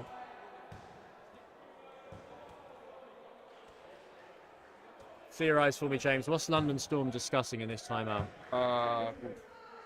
Probably the players they're missing. Probably giving Fowler send off for not being there because you abandoned them in their time of need. Lav abandoned them. Craddock abandoned them. Yes, the players James is referencing here, London Storm, a very, very well-established cloth team, or cloth club. Very much developing in the way of foam. And James is making reference to the notable cloth players that have elected not to represent Storm, And represent other teams. and in some cases Despicable, represent really. other teams. I'd never do that. Please don't make me flip his shirt. God Central holds no ill will towards Nottingham Sheriffs. Oh, I do. Dodge highlights May. Don't help me. Okay. 3 balls for Storm. Will they do anything with it? He's blocked it. Looks like more of the same for Storm. I'm glad they took a timeout to break this up a bit. I think the timeout was somewhat of a breather for Jordan Willis. Figure out where the lines are. Recalibrate himself. They've literally gone to doing exactly the same thing again. Well, I don't think it was a tactical timeout. And now, here we go. Okay. Oh. Jordan has very clearly realised that he needs to finish this set. He needs to be more aggressive. Yeah. Took the timeout to give himself a breather to be able to do that really aggressive run to the middle line.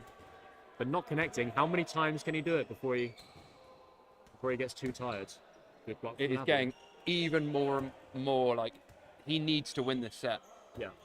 And his movements are becoming more and more laboured. That one was a disarm. That looks distinctly identical to the previous incident. But I'm very good of Jordan to call himself out there because I'm sure he could have stayed in. The Coventry line I ref, don't know. One of those line refs looks very experienced in the sport in general. very experienced. One of them very cold. 7 minutes and 22 seconds remaining of the match. 2-set advantage for Storm. They must feel very comfortable here. One more set, If and you this think was they've won. any team other than Storm, it would be comfortable. For those missing that reference, London Storm have a long-standing reputation for being bottle jobs, often referred to as the Tottenham Hotspur of dodgeball. I can't argue it. Single from Woodgate. An unorthodox dodge. Yeah, if it works, it works.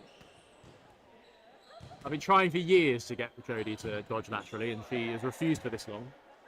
I can't see it changing anytime soon. Well, Single from Lavel. Would you trade her learning how to dodge for learning where the middle line is? At this point, I'd take one.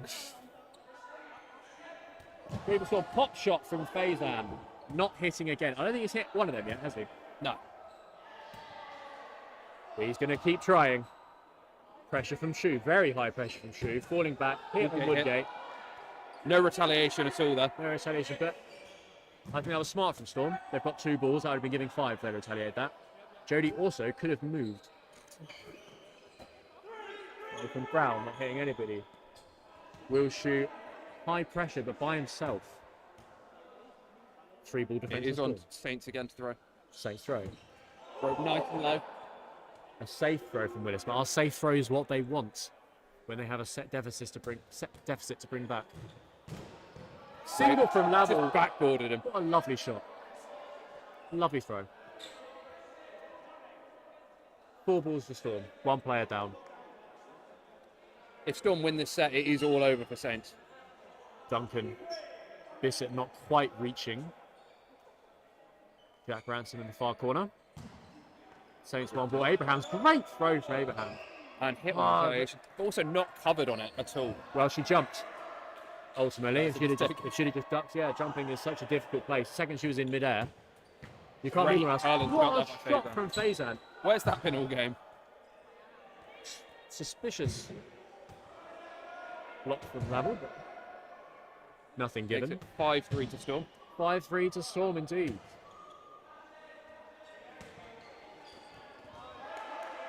Managed to hit Shu. But on a double retaliation, so Storm now have player advantage, but have 4 balls. Probably worth. Saints, you've got to be taking risks at this point. And they've only gone for 1 ball anyway. They've gone for 2 balls. Great choice. Since decided to roll her ball over the line. Back to 3 ball days. Single from Jordan, good power, no accuracy. Saints do need to finish this set in the next under 4 minutes. Great hit there. Fishes for that catch, but if you're Storm, you probably take that. Lazy backtrack dodging from Storm. Nice and slow, Potter says to her team.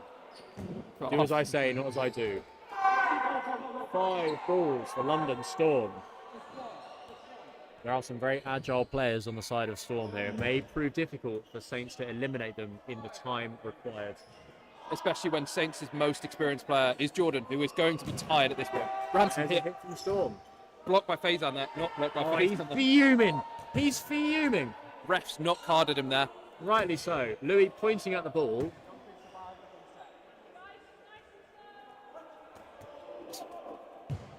A very, very late reaction to that ball. Yeah, I'm not sure what that was. I can't provide much analysis on that one, I'm afraid. Yeah, no, you couldn't throw the ball normally. At least we didn't why they throw from 3 Some minutes. quality 20 left. jump in from Ross Llewellyn, our expert analyst on the side here. Completely. Luckily, you can't hear his Unsolicited voice. advice. It's a disgusting black country accent. Once again, you joined us here from Birmingham in the heart of the West. Oh, sorry, Coventry in the heart of the West Midlands. It's all right. I It's a forget lovely that you sunny love the day. Midlands. It's my bad. It's a lovely Honestly. sunny day. Very pleasant. Perfect day to be inside watching some League One foam dodgeball. Single from Duncan, missing. Single from Jordan, missing. This floor is getting a workout. Eventually, somebody will be hit. Well, he's hit himself. Does that count? These balls are just, they're flying over the top. Very, very smart dodging from Duncan and Guy on the Storm side. Staying low. Duncan asking the refs what happens for an invalid. Once again, over the top. If you're Saints, you need to basically be aiming centre mass at this point. 2 minutes to get 2 hits for London Saints. 2 minutes to survive for London Storm. Saints probably only going to be able to get a draw out of this game. I'm not sure that was the play from Duncan, but he backs, he has the agility. It's worked out. 4 screams Jack Sanders, the ball retriever. 4, he implores of his team. Will they release 2 or just the 1? Just the 1. I think that's smart. Retaliation. If you'd had longer London's- feet, that would have been. Storm absolutely adamant that they are going to take the 4 balls. Timeout called by London Storm. A good tactical decision. Yes, they're definitely going to be talking about how they're going to see out this set. I feel like they've parted ways with the idea of winning with this set. They just want to see out the time. They don't care if they win or lose. The result is all that matters. Not sure what the line refs are doing at the moment. Wow, who knows? Setting They've the- stopped the timer, to be fair. Setting the so- sport back 5 years with that one.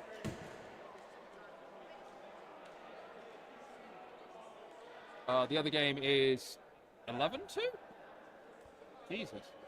I would assume that was to Floppy. Sheffield Floppy Arrows. Versus Fury, who only have 5 people. Yes, against the rather depleted Fury. Their recruitment drive not working out so well for them. This timeout should only be 1 minute, so I feel like we'll be I- approaching the end of the timeout. I don't think the line very refs know the soon. rules. I'm going to be fully honest. We at Dodge Central support all the line refereeing efforts of all the referees here. You're really embracing the brand, aren't you? Someone has to. British dodgeball work. Sorry, Alex. And we resume. 2 minutes remaining. 1.5 minutes to see out the set. Botelli, fantastic shot from James Brown. Where's that been all game? His teammates might ask him. And they He was might subbed be off for some of it. Duncan, That has made it the distance, though. It's not an invalid throw. It's the huge. lone man. Just needs to survive. That's Nice safe fine. throw. Nice No safe throw retaliation. by Jordan in retaliation. Is that what Jordan wants to do? Take a retaliation shot from as far back as possible.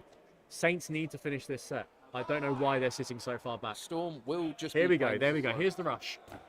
And a great dodge from Duncan. Duncan does not need to be doing this. Duncan does not need to be doing this. He has all the balls, He's all been- the time. He's been instructed to take his time. Doesn't have all the balls. One ball, take your time, Duncan. And he's gone straight in, and a ball comes again, and he's hit! Jordan distracting the ref.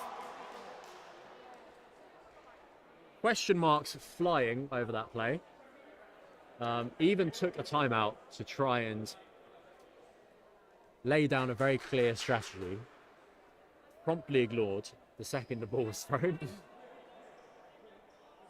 So, That'll make it Duncan 4-3. taking a rest after a long set. 4-3 with 45 seconds to play. Saints bottling a 4-2 lead currently. So, Sure. Does Saints- it matter? Saints may be able to salvage a draw from this game. Seems, I think, impossible they'll be able to win it. Definitely impossible now. We've gone below 30 seconds. Hit from Louis onto Abrahams. That Rolls it definitely looks like a bounce. It definitely looked like a bounce, but very good honesty from Louis asking the question. If I was his team, I'd be fuming. Just stay on the court. Single from Guy not hitting That's the anybody. England mentality. You got to respect it.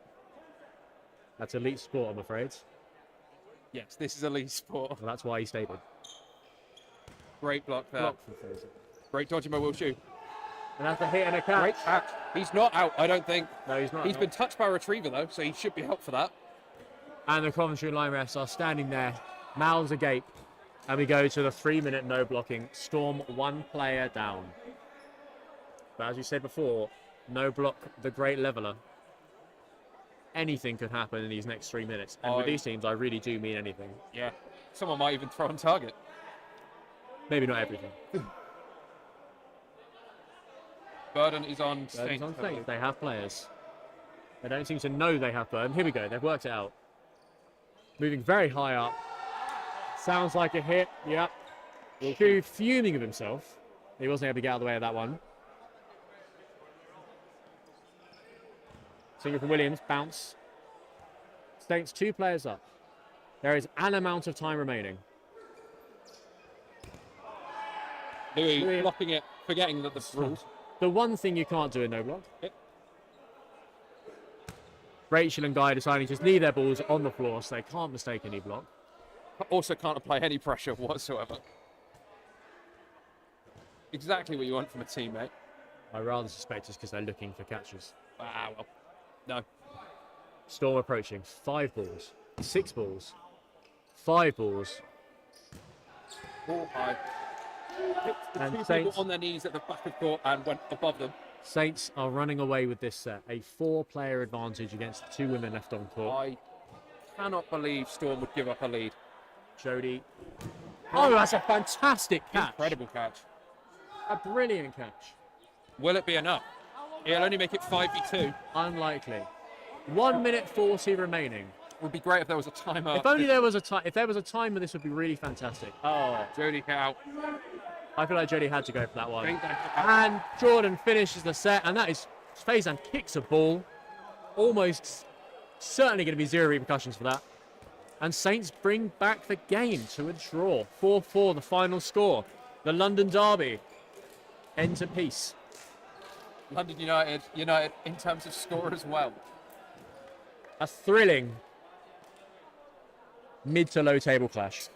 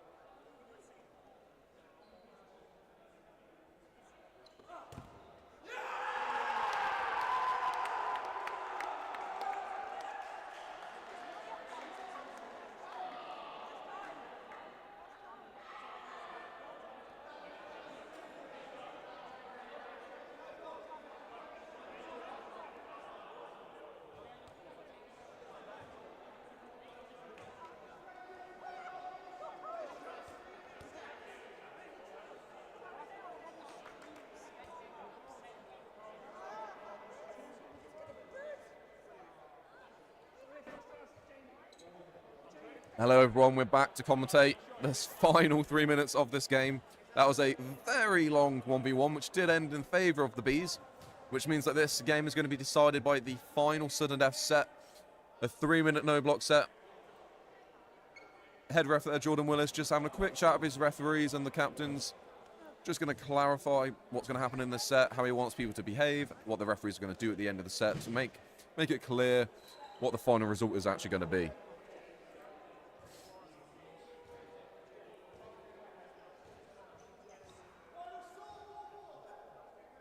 Oh, never mind. I think because there was less than 30 seconds, that actually they're just going to call the game there.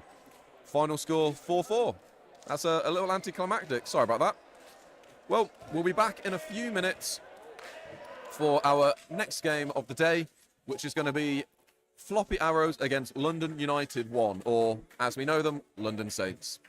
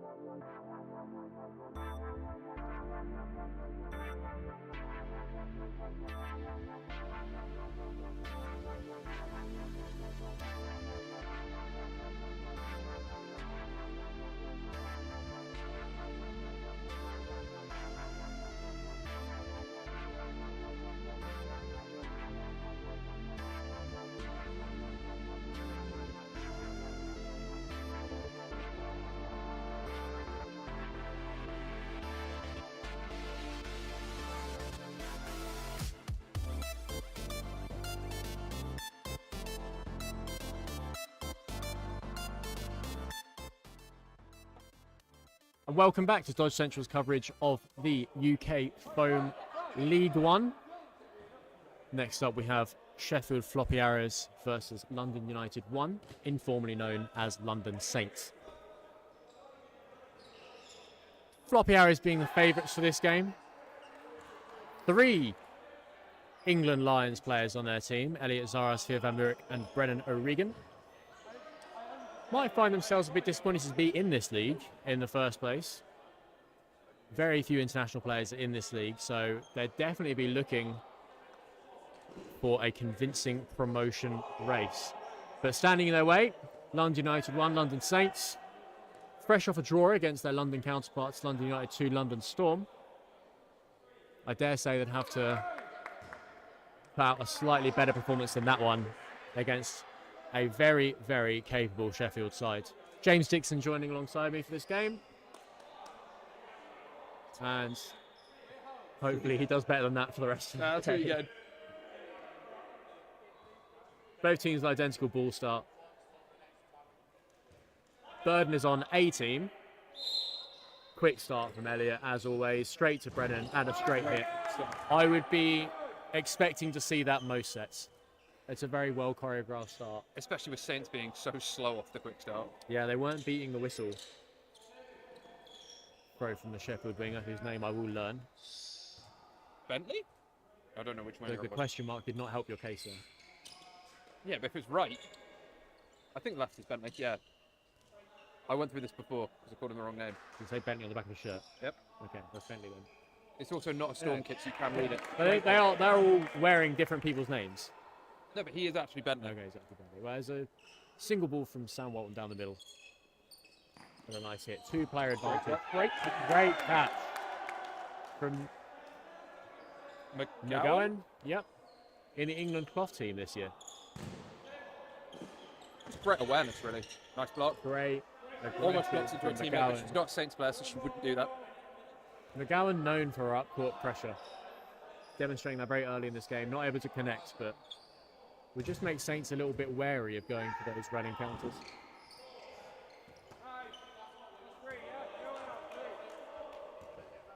Thanks, Ross. Burden now on Floppy Arrows. Not rotating their throwers very much, Floppy Arrows, going up with the same 3 every time.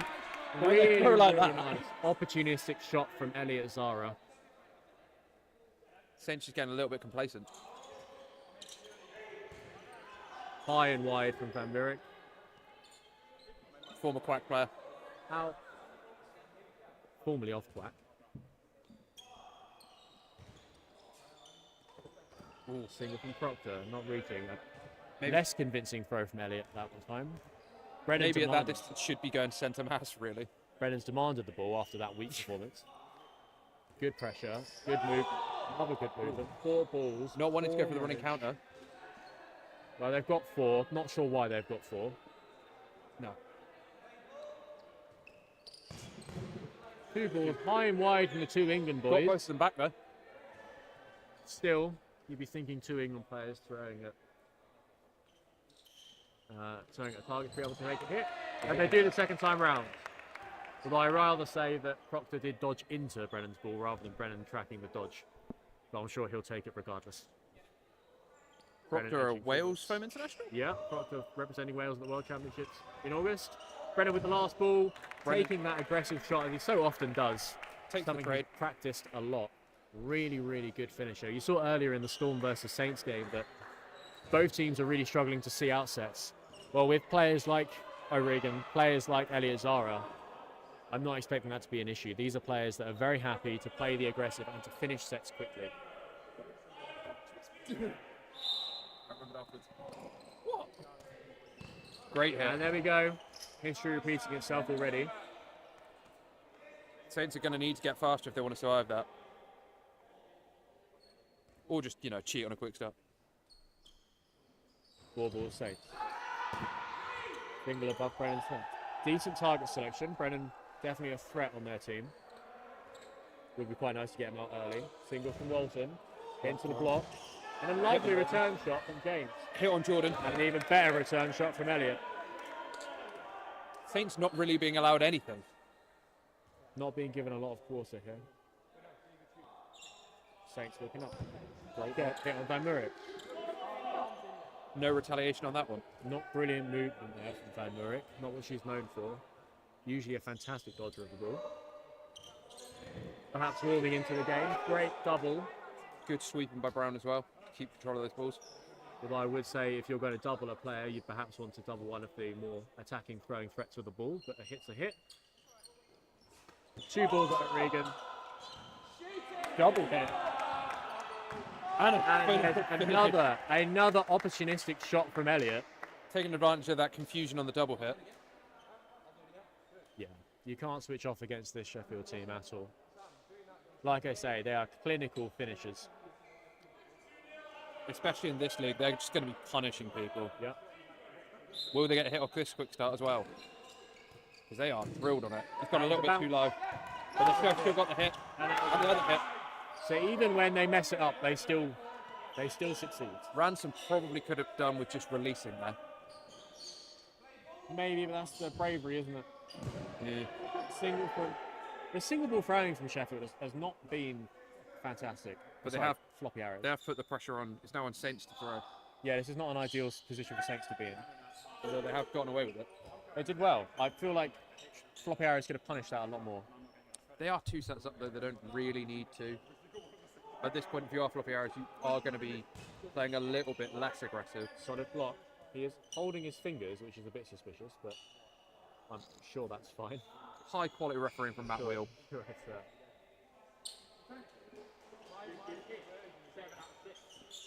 Great dodging.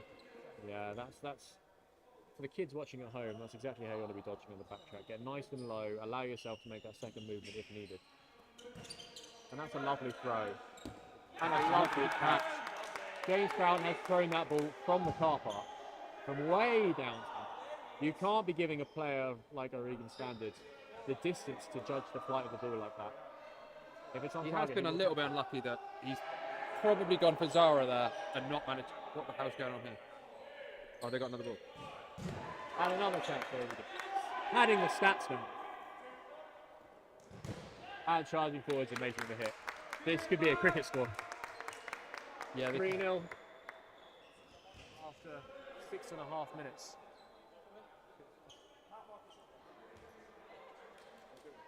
Is that your job, mate?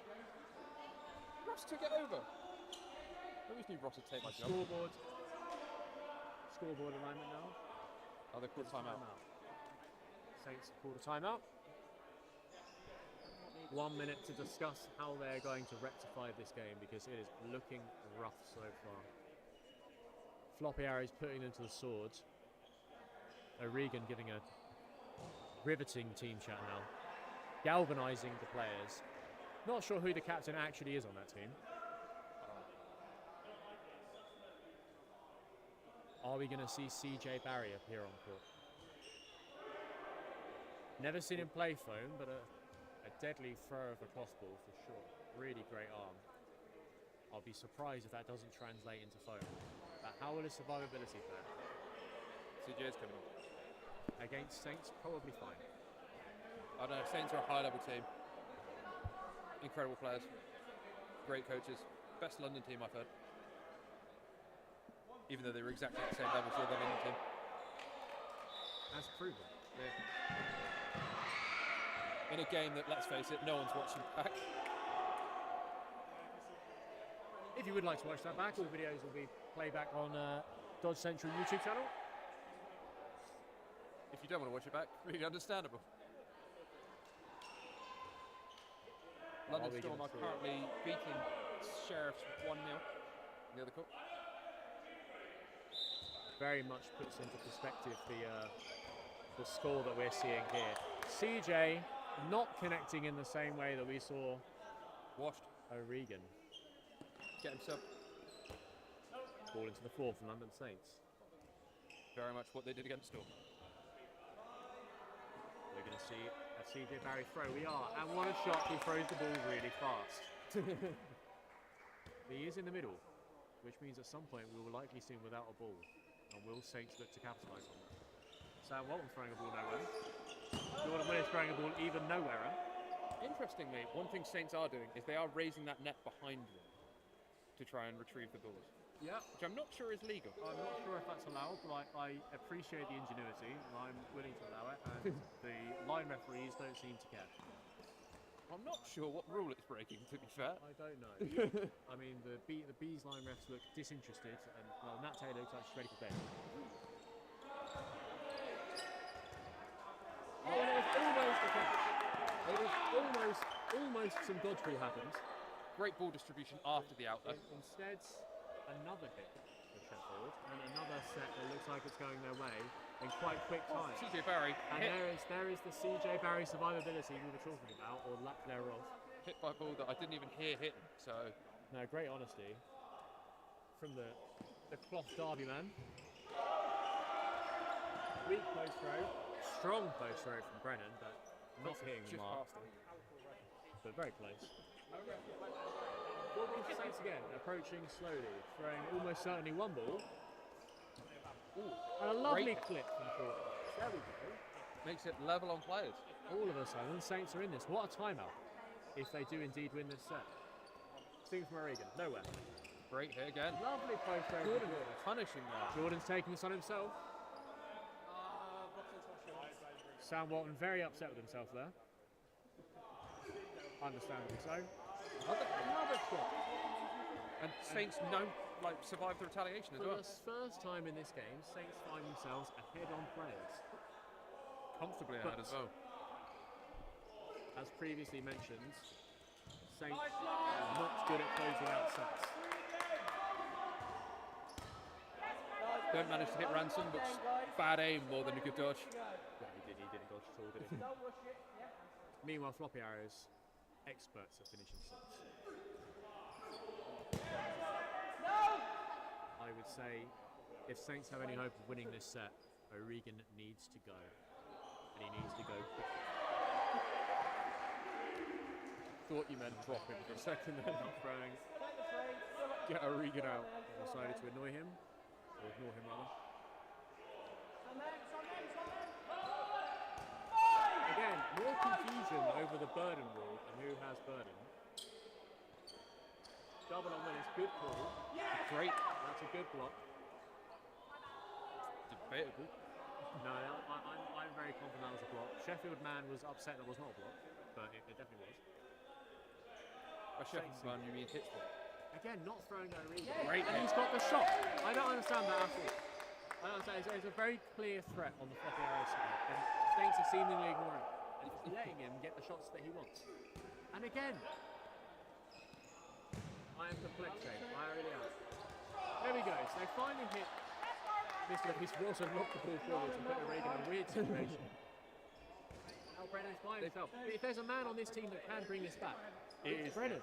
This is the last person you want to see on court by himself if you're playing against. Except maybe Elliot Zarr. Yeah, I was going to say it's between those two, but he was Zarr.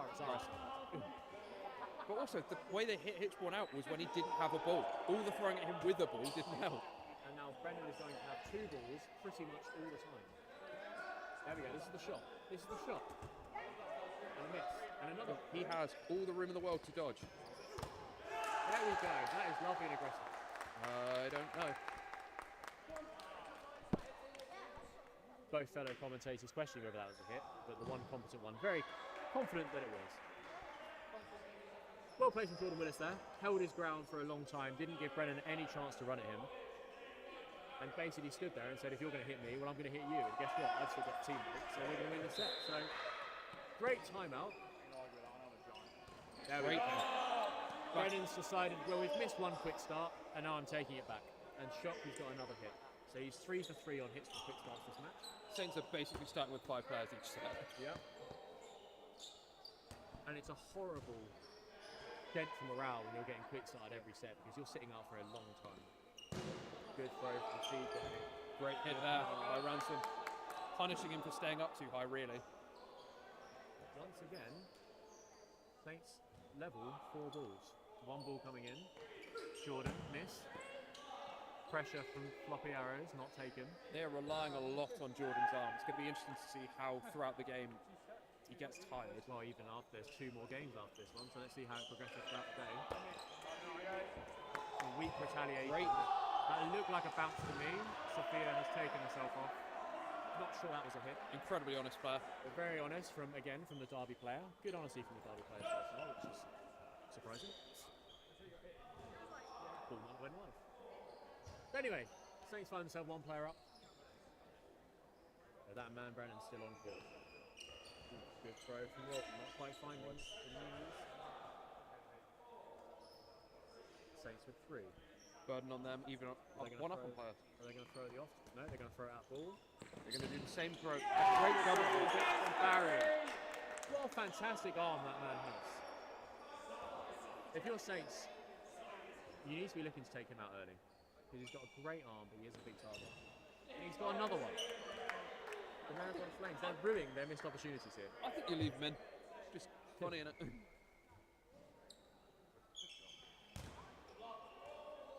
It's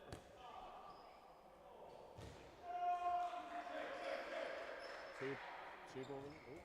Oh, no, 1 ball release from Almost Saints. catches are rigging out by him stepping off court.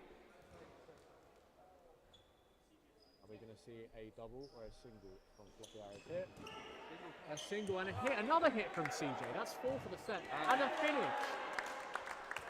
Saints are struggling. This is turning into a little bit of a bloodbath. So it seems that Saints are struggling the second that Jordan's out. The second that Jordan's out, the composure drops.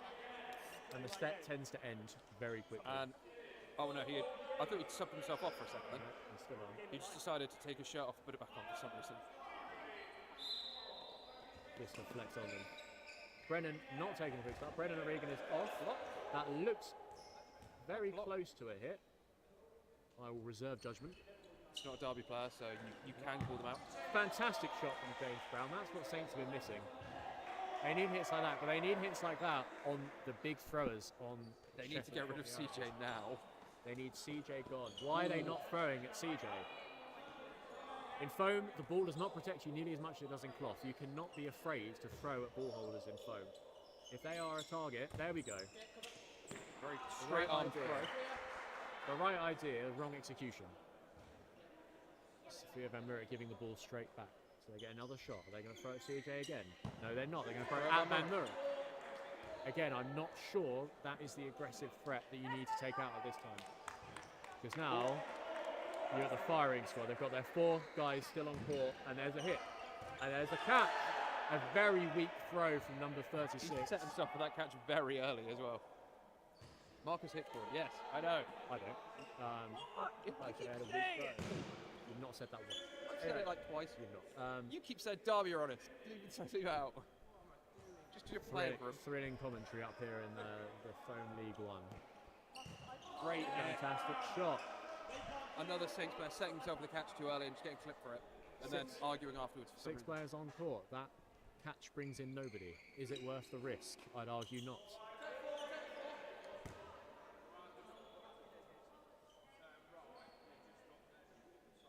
The Floppy Arrows firing squad coming back again. Finger down the middle, or at the ball, not hit. Weak retaliation from Brown. Stronger retaliation from Bentley. Still no Not hits. letting Barry throw. If I was Saints, I'd be considering even a 2-ball here at Barry. Just the 1, off target. Weak return from Walton. Both sides need to be taking their time with these retaliations. These retaliations are going absolutely nowhere. They're just unorganised opposite calls, really. CJ pressing up. CJ Jordan- could have gone for that, really. Jordan Willis may well have found himself standing his ground there and taking the 1-for-1 with CJ. Yeah, but if you're Floppy, I reckon you take that. Floppy not calling Barry to throw as much as I'd be expecting. Maybe they're considering just the threat of the arm is enough to distract the teammates. Allow these other throwers to get hits. Retaliation. And a catch! That's what Saints have been trying to do so often. It's finally come off of them against Sam Walton. A great catch, Sam Walton says. He throws straight into the middle of the player that was set for the catch. Unbelievable knowledge from Sam Walton there. I couldn't possibly have been the problem. It must have been a great catch. strong throw from Barry. Good retaliation. Very good honesty again from the Derby man. Play for him for one open. Bentley alone. Saints could go from 3-0 down to 3-2 down here. How remarkable would that be coming towards half time? Thank you. 2.5. 4-2. Matt Wheel standing in the way. Even still, halving the deficit is huge. 4-2 as opposed to 5-1. Yeah.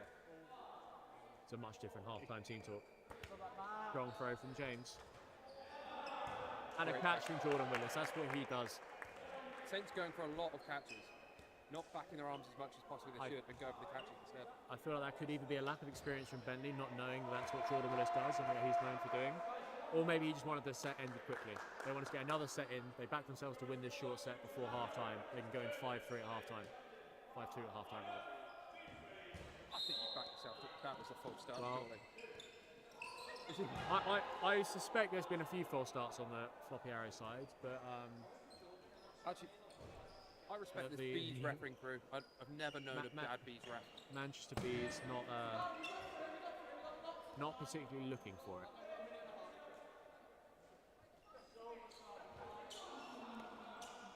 Fantastic throw from Barry. Didn't hit anyone, but it looked brilliant, especially from this angle. He's got a great throw. I don't know why Saints aren't targeting him more. Mainly probably because he hasn't. See, now, I can't understand the logic behind that throw. I've not seen McGowan hit anybody this set. Why do you feel the need to go for an aggressive hit on her early when you know she has that catching threat? But Sheffield do lose a player. Back down evens. I guess he's just trying to trim out the middle players early. Then it or just they're gives- less elusive. But then it just gives your players like Elliot Zara more Yeah. room to dodge. So I can't get behind that at all. I think that's just a genuine misplay. Single from Kerry down the middle, doesn't find anybody. 3 balls for I Floppy don't know Arrows. what the hell he's doing. Approaching. Front line.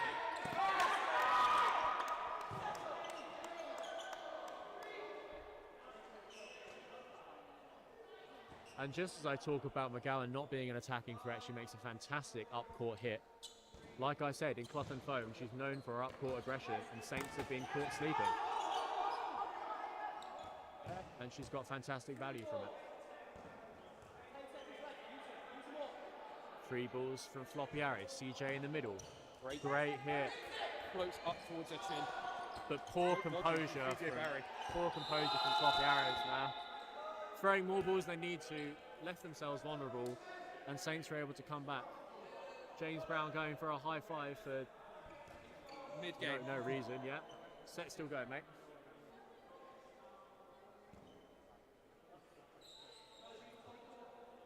Head referee Matt Wheel actually setting up the timer.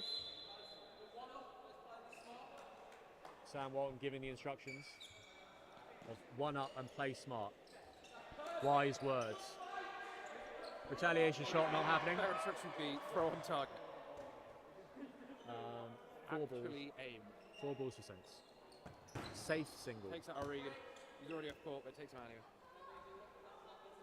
3 balls for Arrows. CJ calling himself to throw. Where's this going to go?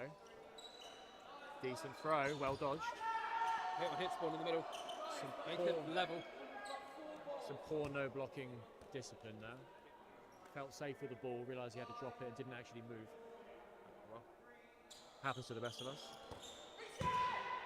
Reset says that. Sam Walton is absolutely fervoured in this match. He is well invested. He is locked in on that ball retrieving. Not sure everything he's saying is correct, he said eyes. but They he's do need to saying look. he is saying it very loudly. Good dodge, good. Great hit on Zara. That's a really good move from Zara. James Brown did really well to read his movement there. He'd already dropped once, didn't really have anywhere else to go. Great clapping as he walks up But court. BJ makes the hit. And Make it once level again, again. they've left CJ in and he's making them pay. Especially in a no block situation. And he's gone. Just like that. The commentator's curse. He can't be going up that high. He's got such a great arm, but he is a big target. He doesn't need to be throwing from the middle line. He can throw from much further back than that, especially in a no block situation. McGowan The guy looking for the catch. Great movement. Great aggression. Not a bad throw. Safe throw, which is what matters in this situation. If you're Floppy Arrows, you're going to be wanting to maybe eke out a draw if you can. You don't need to go for the win. Should be an invalid warning. Those don't exist. Invalids don't exist. So, 3 balls for Saints. 1 player advantage. Oh no! I believe that was her ball that she dropped that she caught. I don't know, but knowing the refs So here, from my perspective, I think she caught her own ball.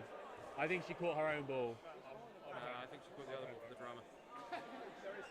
I suspect she caught the ball that she had in her hand that she dropped. Well, she could get the street up on the line. But I'm sure Nat Taylor, the closest line ref, was locked in on the action. Or And is about to give us. Oh yeah. She's about to give us a. When a Admittedly Premier quite League sneaky. linesman gets to Ranudis? Well, to be fair, they are getting quite involved. There is some intense discussion.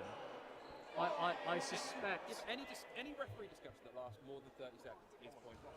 So here's my argument: is that the ball that she didn't catch went straight away from her. Yep. It didn't go up and loop. It went straight up. I personally. They've gone for the.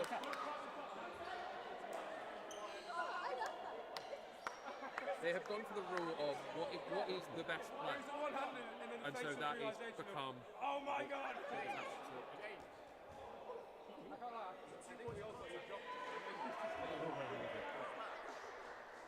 Really weird. So, both of us said change.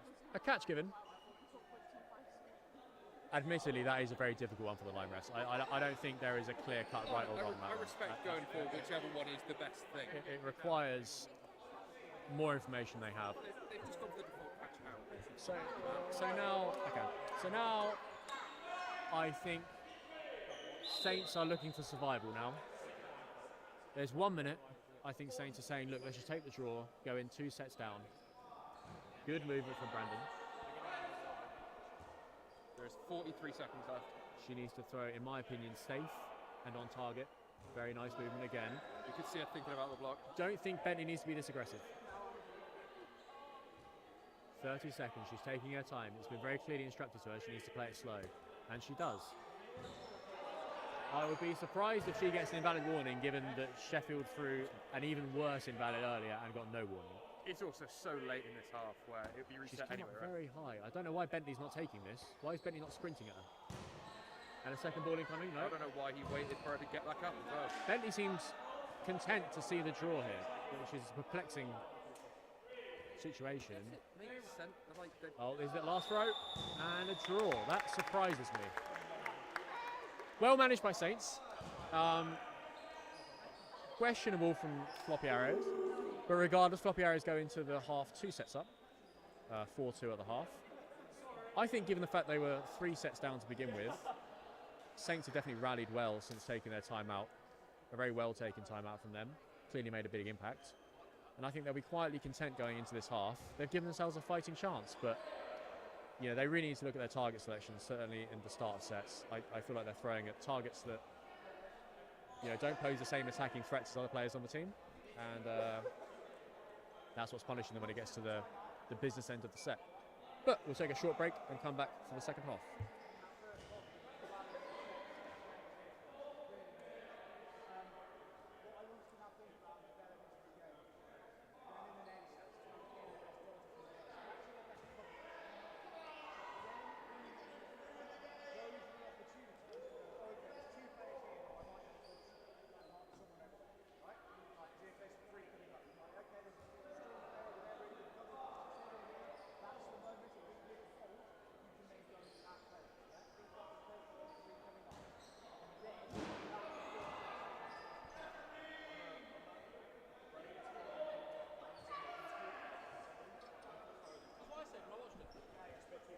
Right on Henry's laptop is bigger, other than our phone. Yeah, but even on your phone, I can tell it's bad. Even in real time, I thought it was a hit. But once you're on your phone, I think it's bad. But one, they either done it right. I know. I don't know who called it.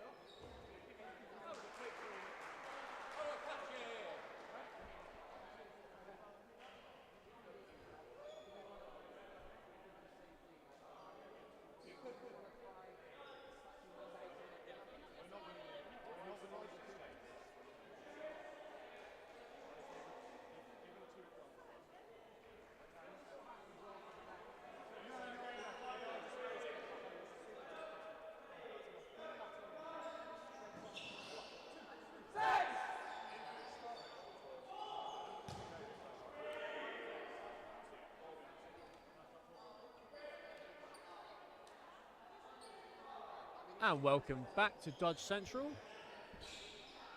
bringing you the UK Foam League One. We are now beginning the second half of London United 1, also known as London Saints, versus Floppy Arrows. Matt Wheel, head ref, explaining simple rules. The score is 4-2 to Floppy Arrows. The scores have not been switched. I suspect he's doing it now. Oh, we haven't Well switched the done, scores for Matthew. streaming either, don't worry about it. Fantastic. Because I don't know how to do that. Floppy Arrow's not getting the hit with a quick start though. O'Regan washed. That is the first time that that combination of players has missed a quick start. Yeah. Single from Zara, who'll be disappointed with that one. Getting dropped. Saints approaching. That's Very poor. good. Poor from James. Mr. Brown. He'd expect better of himself than that. Not quite getting the action right on that one. Let Barry throw. Barry, however, Barry has the action. And it came out very nicely. Just needs to work a little bit on his accuracy. I don't know how much he actually plays and trains foam. Might explain. But his cloth action was always going to lend him to throw a foam ball very well. Well, not only that, his movement and decision making is also pretty good. It's just not accurate. It's his only problem. Great throw. That's a great throw from Sophia. That's really, really good. Improved a lot in the last few months. Just needs to make that a bit more consistent. Speaking of consistency, James Brown throwing another one into the pool. If they had longer feet, he'd be getting them. Get the flippers out. Serviceable throw from Bentley, not finding anything on Brown. Brown managing to not block it into Abrams. A huge move. Single from Saints into the curtain. Fantastic aggressive counter. You'll see that on Sheffield Arrows, all three of them started running at their counterparts at the same time, making it very difficult to read who was throwing and allowing Elliott to get that distance on his counterpart. Also giving him the confidence to just put it straight at his chest. But Elliott has then just thrown a single at Rachel Brandon with a ball right in front of him, when there was Jordan Willis without a ball right next to him. So His decision making is temporary, class is permanent. And that's a very, very well executed double. And really does exemplify the drawbacks of jumping, especially in this format. The second James Brown jumped to try and dodge the first ball, that second ball had all the time in the world. Van Buren almost jumping into the ball, but not quite. Sheffield with 3 balls. Elliott Zara single, skims the ball. Willis approaching, big fake, drops back, makes the call. Saints approaching. Single from Brandon. Floppy Arrow's not yet lost a player. Bentley with a tepid post throw. Sophia taking the wing on herself. Rapid player, Van Buren. Is she going to use that? She's running. Stutters, stops. Elects If to it's take Floppy Arrows, it. they can just wait out a little bit longer, slow the game down. It benefits them. Makes the overall. call. If you're I seeing wonder if it bent. And a catch from O'Regan. And a hit from O'Regan. And another catch. No, a hit. Smart from Willis. Smart taking the shot on the big open target and not getting baited into throwing at the much more agile O'Regan. Very smart decision making, and the experience really showing through there compared to the rest of his team. great block. Good block. Especially when you know that O'Regan isn't really going to be a threat from that throw. The way he set himself to defend himself rather than to actually trade with you. Well, he didn't have a ball, so. Oh yeah. Well, you know, it was a while ago and I forgot. Brandon again throwing at Van Buren. Ooh, trying to bait Yeah, out. hit on Brandon. Van Buren running up and she's out. Using her speeds perhaps at the wrong time there. But when you're that many players up, you can take the risk. Gets 2 balls out of it as well. It's not the end of the world. And that the ball that hit, it could have popped up and gone anywhere. Okay, throwing. Always difficult to break the block when they've got 2 balls. Jordan's contact lens. Oh, and he's fine. Magically cured. Should just pay for the LASIK.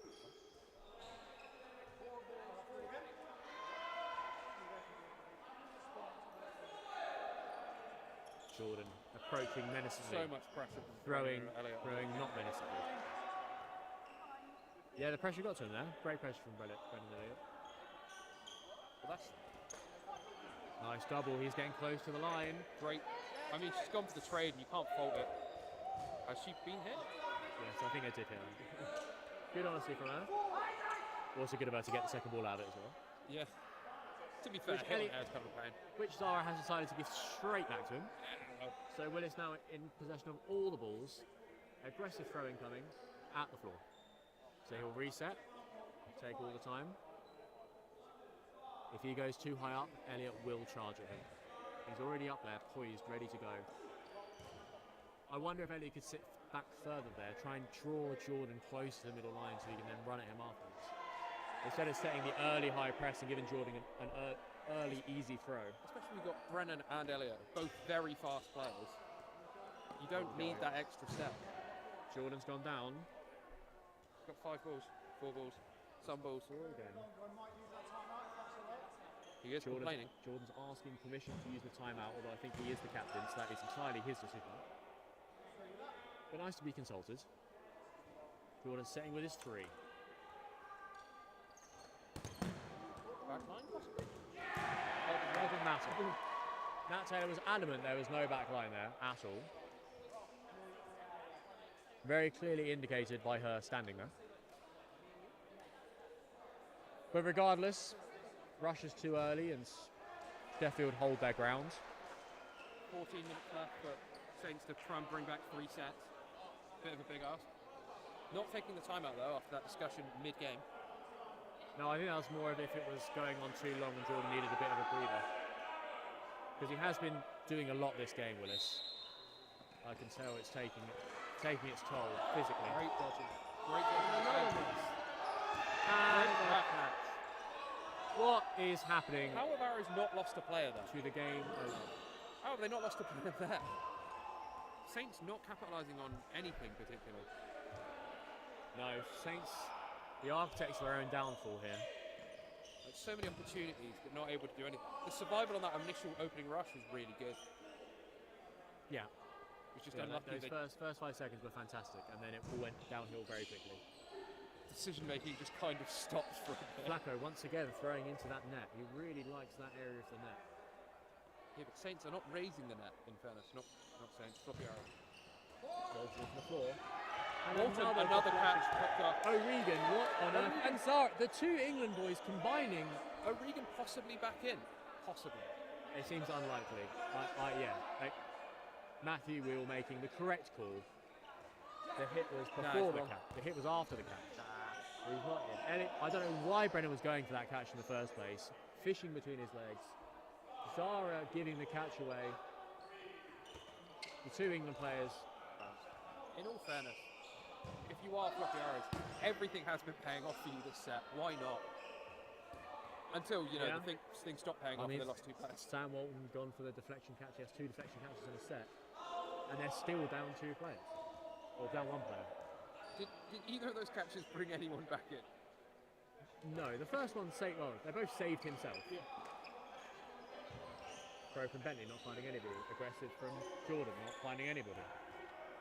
Again, target selection there, I think, needs to be questioned.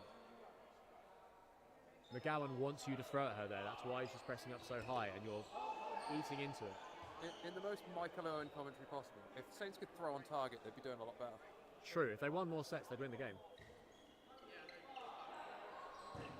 Ransom off target. Whereas as it is, they are cleaning the floor with the balls. Sheffield 4 balls. Oh, that's a fantastic catch. That's a brilliant catch. Moving to his side. Ball lands centrally, holds onto it really well. Not a weak throw by any sense. Makes it 6-3 in the set. They have 4 balls. Floppy Arrows. And all of a sudden, London Saints look a little bit more up for this. In this must-win set for them, surely. Absolutely has to be. 11 minutes to go. We know they struggle to finish sets. It's worth the And effort that there. is McGowan's downfall there. You Quite can't trigger fault happy. that. I can fault that. Trigger happy on the backtrack. When you're a player down, you don't need to be giving possession like that. And then lo and behold, their biggest threat gets 3 balls thrown at him. And that is the price of being loose with possession. Doesn't manage to deflection catch that one. No, that is the 3rd time he's been hit this set.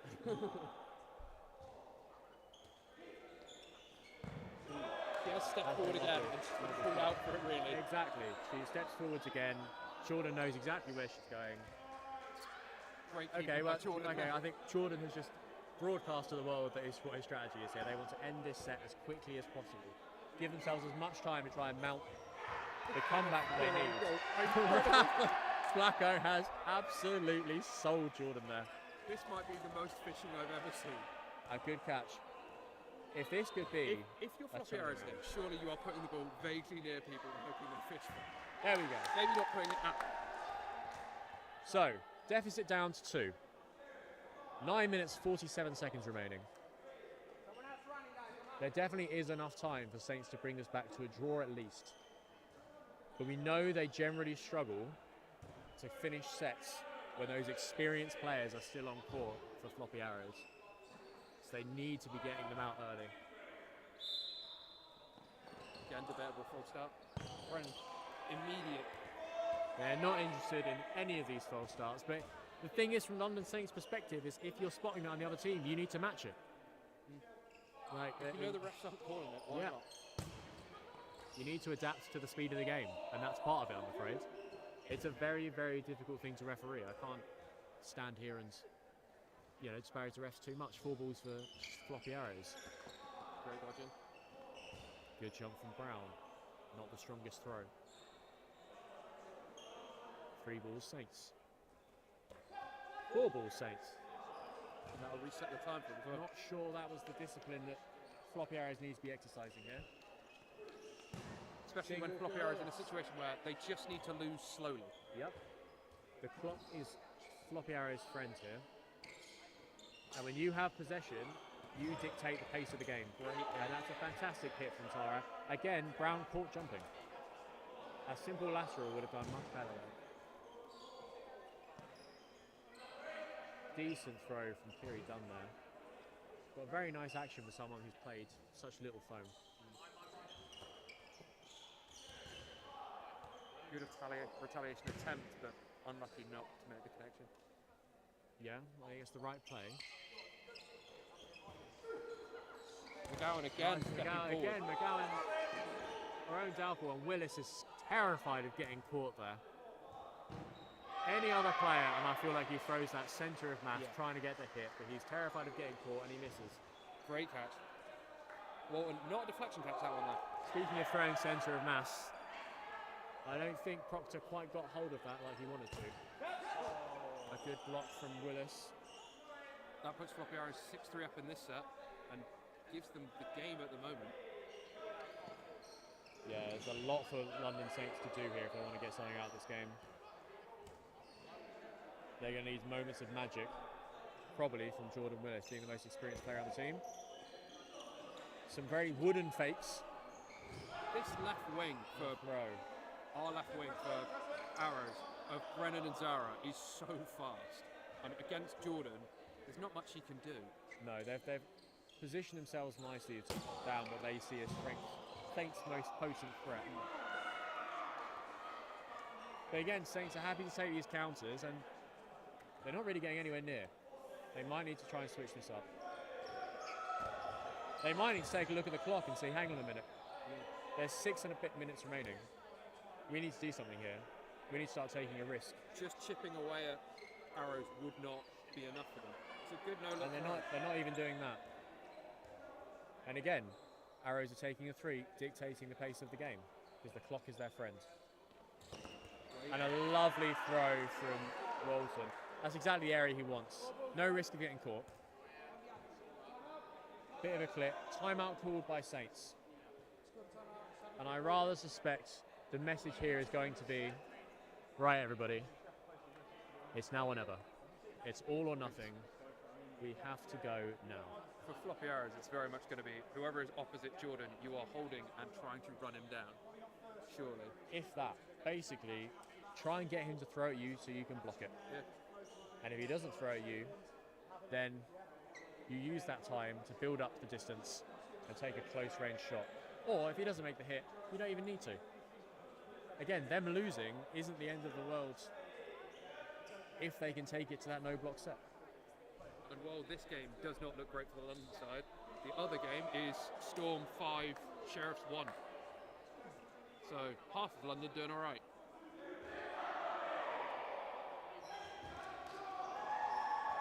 as we will be resuming shortly. Let's see if our predictions of the respective team talks is correct. The aggression of Saints versus the measured defensiveness of Arrows. And Saints begin by throwing a single. I'd have expected maybe a double there. Go for a catch, says Jordan. Risky. Very risky. I agree with the strategy. They have to go now. I agree with Kiri's decision to throw there. Completely She's agree. unlucky that she read like an extra step from him Yep. that wasn't there. Well, just a bit off target. I think the decision was fine. 2 balls off target. Great movement from Kiri. That's what I'm saying. That simple laterals Just staying low and being able to make those adjustments. doesn't need to look flashy. It's just effective dodgeball. However, the double ball coming in from Saints not hitting the mark. If they throw like that, they're not going to win. Also leaving themselves with 2 balls where they know they cannot throw another one. Another 2 ball. Needs to be connected with those. Lucky block. Saints with the 3. Drop catch, says Willis. And there it is. And there we go. Jordan's going to take the shot. Bounce. Another shot. Another bounce. It's the fear of that catch from Zara, stopping him from actually connecting. They need... Yeah, Jordan's doing it all for the cameras. Still leaves But they Saints have- 2 players down. They had 3 opportunities to take shots at high up-court targets after the catch, and they missed all 3. So while it's fantastic from Jordan, again, the composure is lacking. Brilliant from Dunn. Fantastic reading the game. But also, Sheffield Zara boys- not able to capitalise on Jordan being stuck up high. No, the Sheffield boys have absolutely been drawn into the chaos there, and they have come away poorly. If they had just held and blocked, even if they had lost a player, Yeah. they'd have eaten more time and given them fewer opportunities to get Whereas now- themselves back into this game. Now it is literally just a catch to swing it. Good block. Great hit. Good hit. Or a hit to level it out. Dunn not needing to throw that ball. Burden was not on them. But they have 2 balls now. That means Sheffield are going to be able to play 3-ball defence. Sheffield And needed 1 to- ball. Oh They've gone dear. from, what, 6-2 up to now 3-all? They do now have 5 balls. Kiri has the only ball. 2 balls on Jordan, I'm expecting here. No, they won't. They've thrown 1 ball. They'll play way slower than that. They've been playing slow this entire time. I'm not sure if playing slow is necessarily the best thing now. Now they're level on players. Very much Unless, hit the two. unless they can go all the way and last 3 more minutes, which, against a tiring Saints team, may well be doable. The Saints' way back into this has been drawing Sheffield way up court and making catches. They haven't really been making hits. No, not really. And those Sheffield arms are beginning to tire. And that's why they're looking for those catches.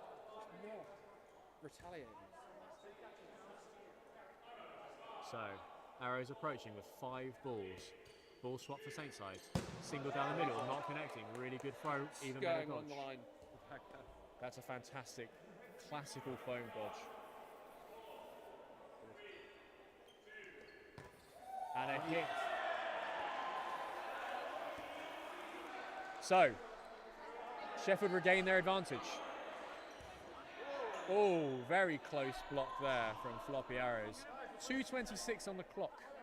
Sheffield one Realistically, player up. 2 minutes left. If it goes under 30 seconds, there will not be another set. No. Less than 2 minutes. Saints have got to eliminate Arrows to stay in a chance of getting anything out of this game. So, Arrows approaching with 5 balls again. 2 singles at 2 different targets. Jordan Willis with a fantastic and a hit! And a set! Oh my goodness me. Jordan Willis, what was that? Yeah, a bit cringe, but other than that, the dodgeball was fantastic. And he's played it off so cool. You'd think he did that every week with the reaction he just gave.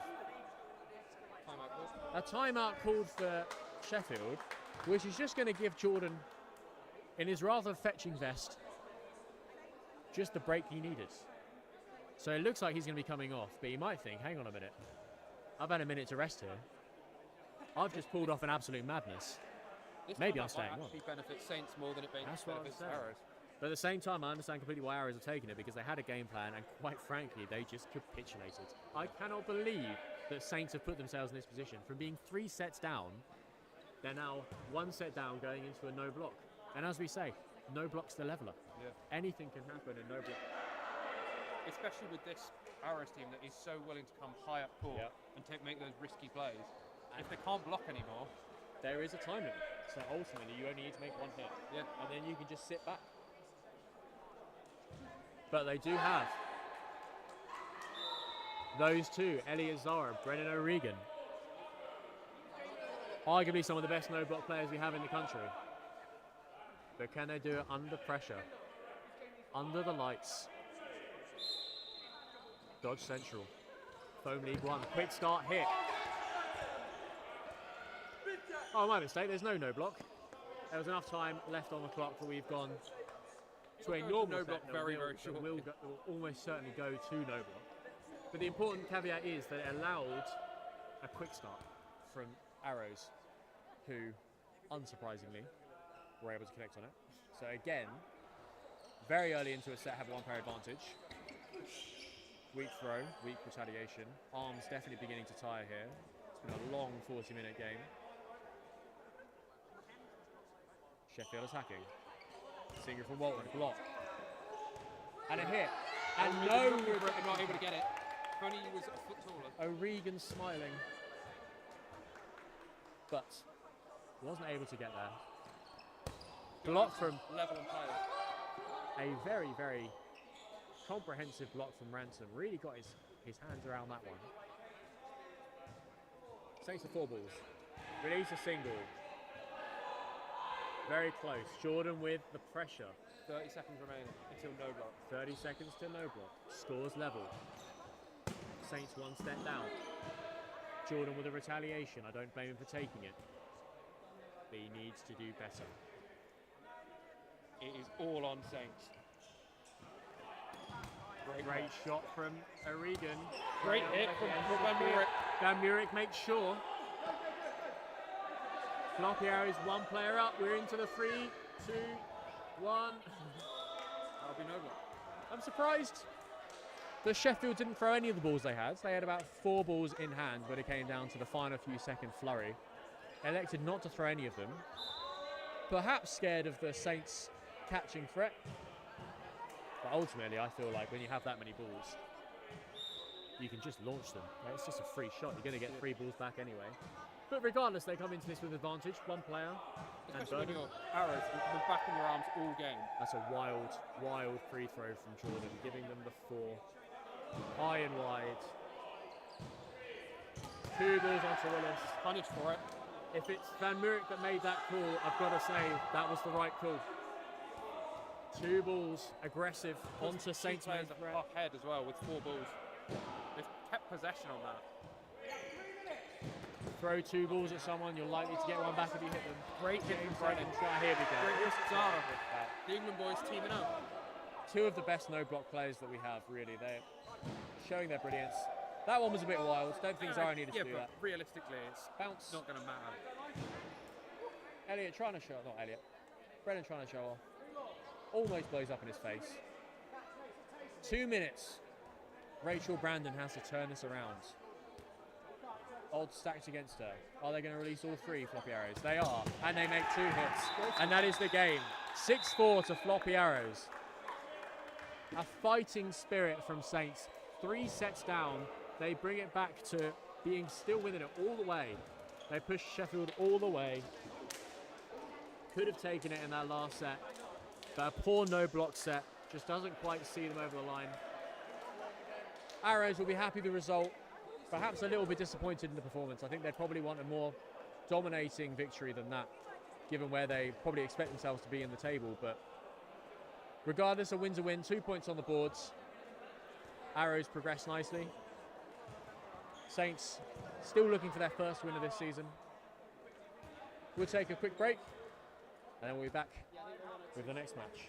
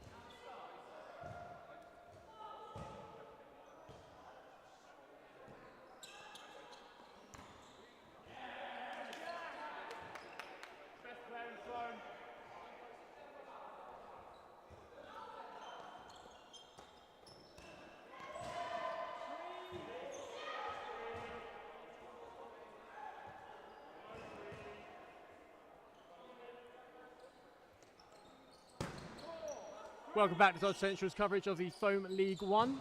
It's Floppy Arrows versus Leamington Spartans 2s. We are 2 minutes into the match and the scores are currently even. Sheffield starting with a rather strong lineup. Eleazar has already been hit out.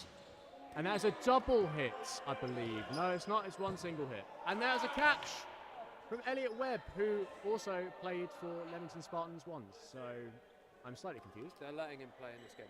They're letting him They're play. okay with it. But that also got out CJ Barry, who in previous Floppy Arrows games has been definitely their biggest throwing threat. Great hit from O'Regan. Great follow-up hit from... Hitch one? Yes. 3 balls. Arrows.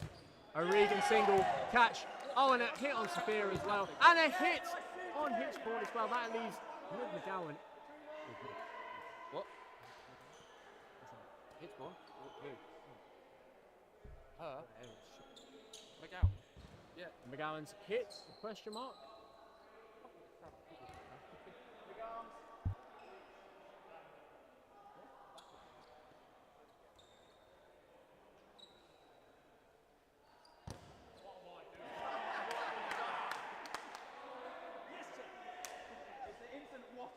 Best player in foam.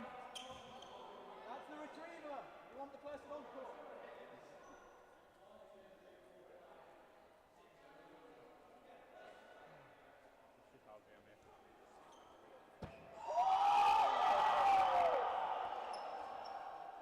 Everything you do it with 100%.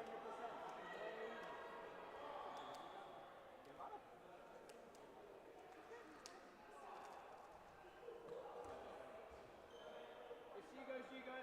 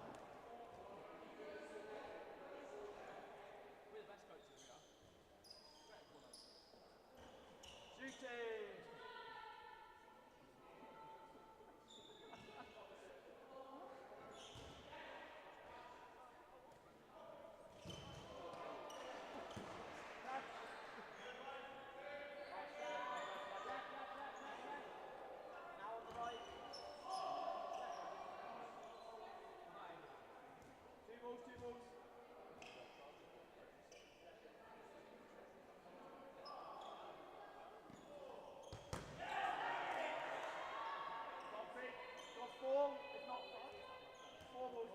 4.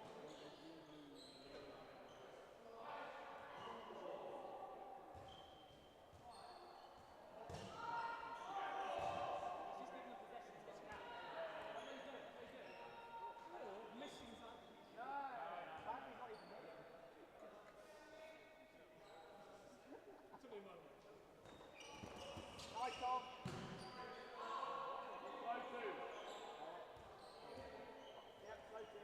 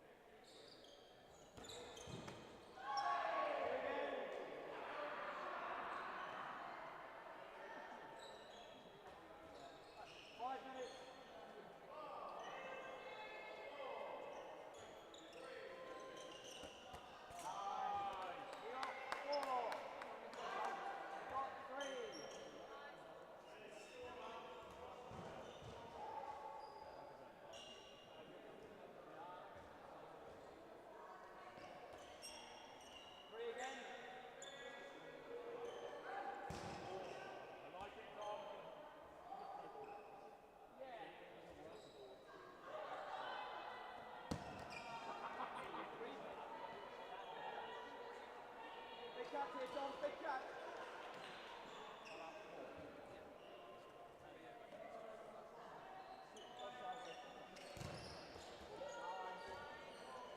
You have 3, you have 2. Yes. That's one of yours. It's on the arm.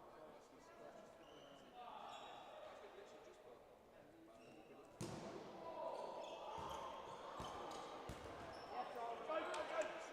Blitz.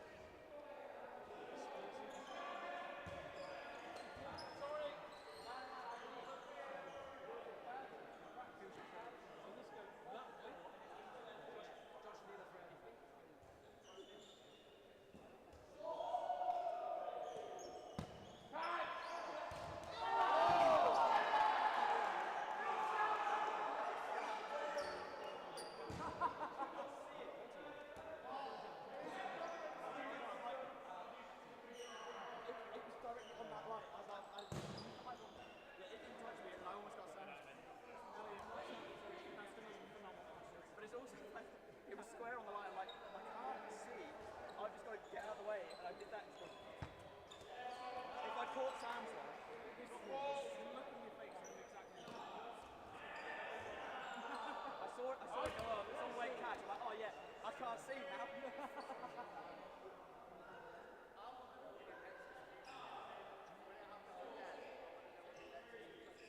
It's always the same excuse, I couldn't see. Blinded by the lights. If they turned those lights off, I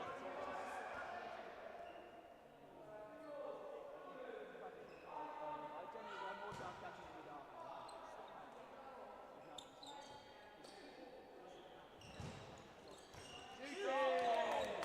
Shooting! Yeah! They did all bounce. I'm going to call it. Not free. We've got a minute.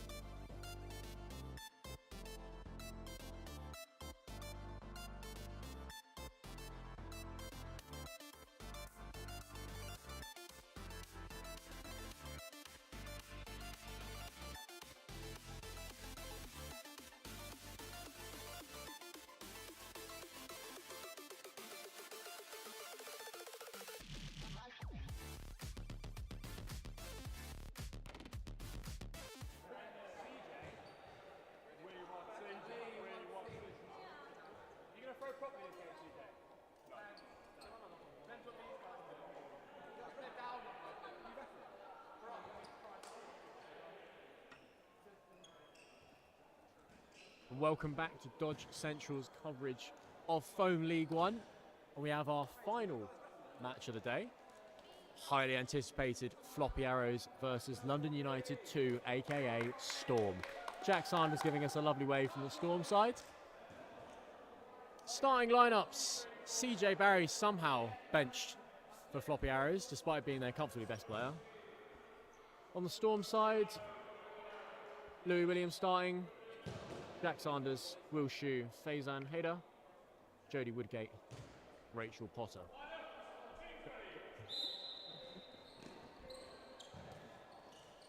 Brilliant dodge by Will Shue to evade the deadly quick start from Floppy Arrows. How many hits have they got from that? Single from Louis, strong arm, not connecting, low dodging. Sheffield 1, not hitting. Return from Faizan, also not hitting. Bit of a theme of the day. They are.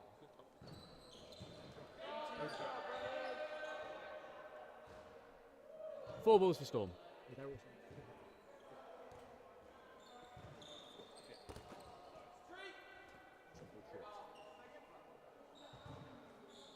3 for Sheffield.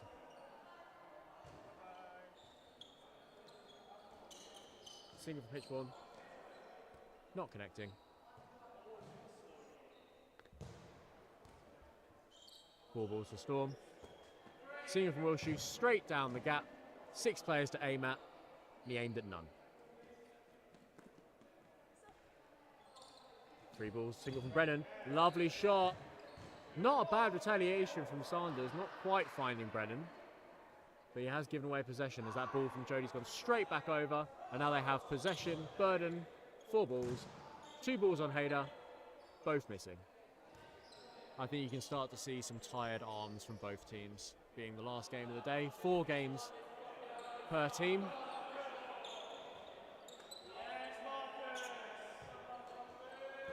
The team very happy with a dodge from Marcus, who then throws straight into the gap, not threatening anybody on the Storm side. Storm happy to collect 4.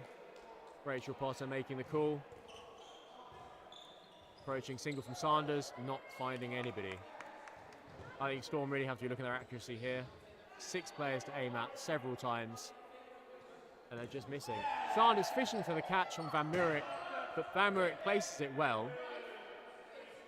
Not what I'd consider a catchable area. Good throw from Van Murick. Straight through the block from Bentley. And Sheffield find themselves 4 players up in the first set. 3 balls. Single from O'Regan. No danger to anybody. 2 of the more experienced Storm players remaining on the Storm side. Single from Potter, not quite reaching. But staying disciplined is to not give away the 4th ball. Single from Van Murick, decent arm. Great shot from Will Shue, but an even better retaliation. Then aggression from Van Murick finishes the set. Really, really strong finishes, these Floppy Arrow players. Not afraid to step in and take those aggressive trays to finish sets. And that could very well be the difference. And they find themselves with a 1-set lead after just 3.5 minutes. Another aggressive quick start. And missed again. Great movement from Wilshu. Fantastic movement from Brennan O'Regan on the backtrack. Not a bad throw from Faizan at all, but great movement. Brennan looks like he's about to cry. Single from Bentley, high and wide. 4 balls, explains Wilshu. Storm approach. Single from Louis, just short. Pump fake from Bentley. Match from Hitchborn. 3 balls. Single from Hitchborn. Short of Jodie. Retaliation from Rachel was on target, but Hitchborn got himself in a nice position and it just slotted nicely in the pocket. McGowan Not quite finding Hayder. Could have maybe looked to have gone for the undefended Williams. 2 balls up.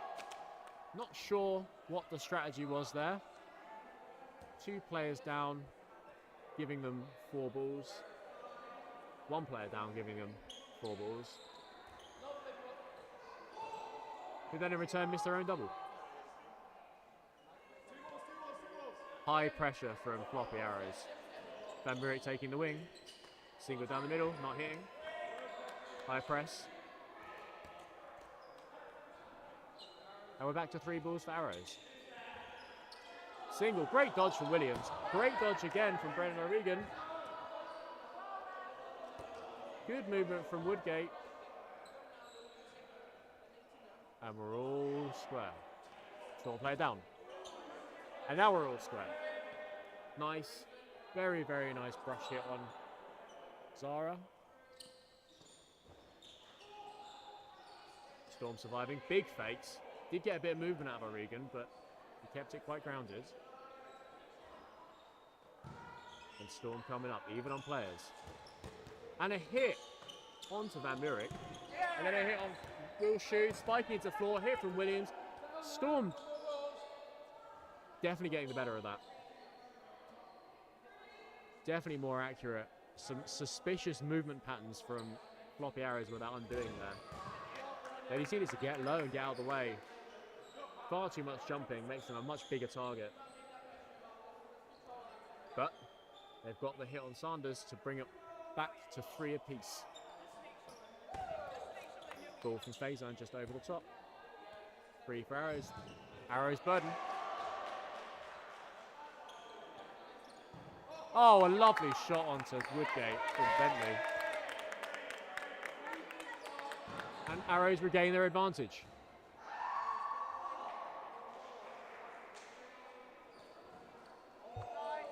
Brennan. Oh, what a shot from Louis Williams. Straight onto the toe. He'll be very happy with that one. But he has given 4 to arrows. And Brennan is still on, and he will fancy this. Single from Bentley onto Hayder. Not connecting. Good block. Storm happy to take the 3. Let's see how aggressive arrows play this. And then... oh, what a shot from Williams. Punishing the aggression that we expected to see from O'Regan. That did not go the way he expected. Very, I dare say, uncharacteristically composed from Storm. And Bentley finds himself down in the set. We're missing a ball somewhere. Storm don't care. Storm take the hit and Storm take the sets. 1 apiece. Well, when you took a look at how the first set went, I think a lot of us would be very surprised to see that Storm won that second one. Very much against the run of play. Storm down for the majority of that set. But changes made for arrows. CJ Barry making his first minutes of this game, as well as Sam Walton. Throw from Louis. Poor by his standards. Disappointed not to get that one on target, with a lot of people to aim at. 4 balls for arrows. Sam Walton throwing near Will, and it was a bounce. Apparently, says everybody. And forwards, Faison not hitting Van Buurik. CJ Barry taking the trade. CJ Barry. That did not go as he would have expected. Fantastic presence of mind from Potter. See the big target coming up very aggressively. Stand her ground, take a shot on the way out. Very good. And we're still level on players. A ball is somewhere. 4 balls for Storm. Even on players. Williams single onto McGowan, not hitting. Again, you've got Sam Walton standing there undefended right next to her. Not sure why you're throwing at McGowan. Maybe that's why. But that does bring in the floppy cannon, PJ Barry. This man's not a floppy arrow, he's a floppy cannon, ladies and gentlemen. Single from Van Murray, not finding an aggression from O'Regan. That's absolutely diabolical that he's got away with that. Absolutely diabolical. I hate to see it. By all accounts, that just appeared to be a bad decision that has just worked. Sam Walton making sure of the catch.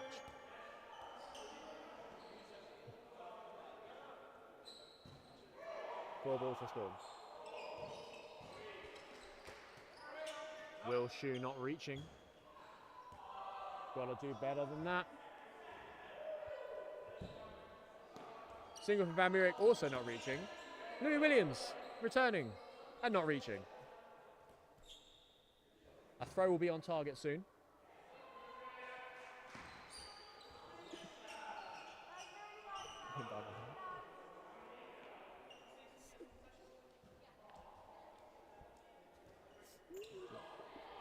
Storm. Oh, dangerous block from Sam Walton. Line ref see nothing wrong with it.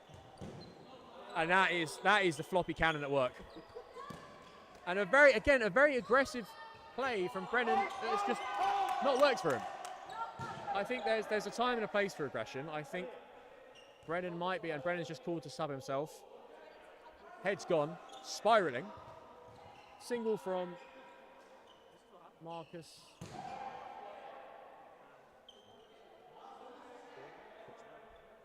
Not finding anyone. Louis Williams once again not reaching the back line. I promise Louis is quite good. I promise he is. He made a fantastic hit at the start of the last set. Great block. Always very difficult to break the block of two balls. But then again, it's also very difficult to hit Will Shoe, regardless of how many balls he has. So, not an easy hit to be made here on the Storm side. Will throwing at the floppy cannon, who has then flopped it. That was certainly more floppy, less cannon. He apologises to his team, rightfully so.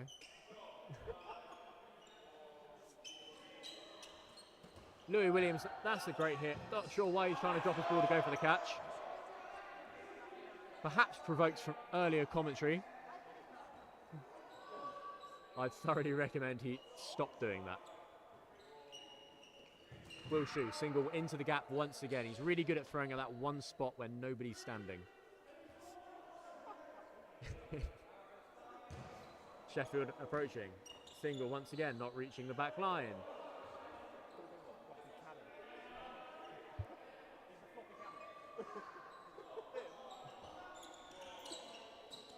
Oh, great shot from Williams. Really exercising that arm, showing that he is the throwing threat on this Storm team. Arrows maybe need to alter their strategy to try and get him out earlier before he has two balls in his hand. Or maybe, I can see Sophia maybe wants to take that aggressive trade. He has the speed. Single from Van Murek. Williams knows what he wants to do. I don't think that's the wrong play at all. He's disappointed with himself, disappointed with the execution, but I think the decision was fine. Single from Wilson. Wide.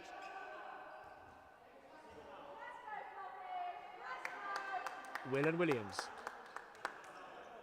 Single from Williams, not finding anyone. Block on Murek, and he's taken himself off. What a shot from Van Murek. Always a hit.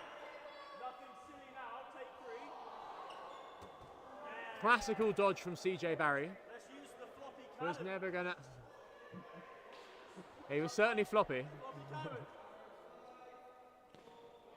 There we go. Oh. And Wilshire has all the balls and he's sprinting. Despite having all the balls and a full 10 seconds, he's running as fast as he can and throwing nowhere.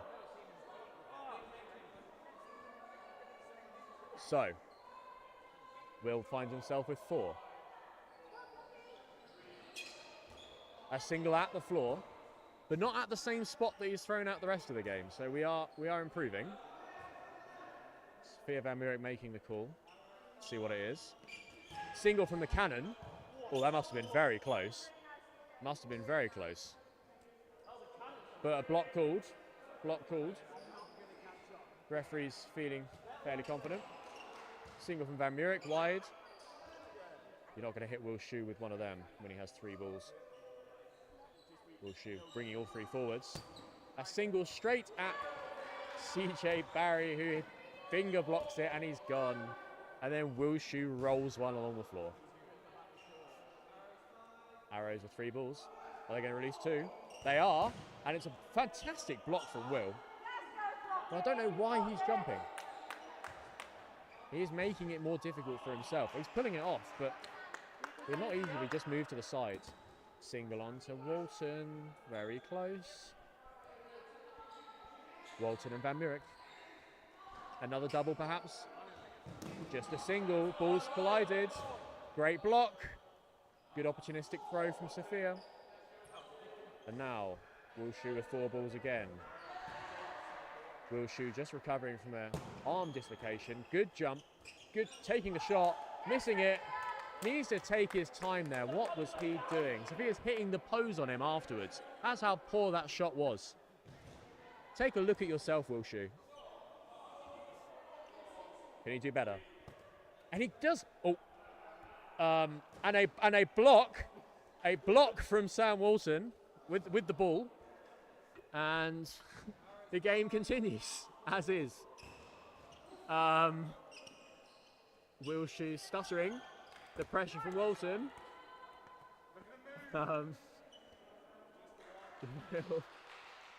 Will with 5. Van Mierik holding the ball. Little bit of pressure. He is going for the ball. He has gone for the floor in front of the ball. And then the floor in front of the ball slightly closer.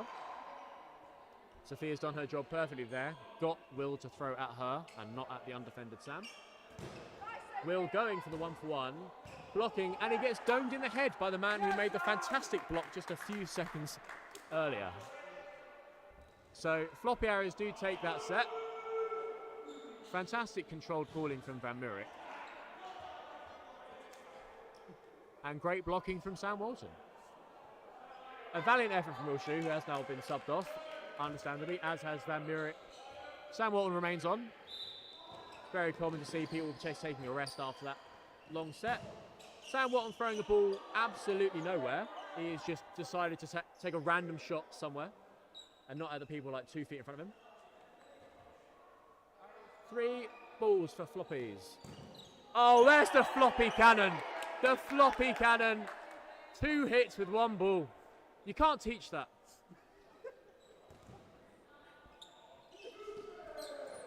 You can definitely teach that though. Louis Williams, a masterclass in ball retention as he gets the ball straight back off the window. Storm, 2 players down.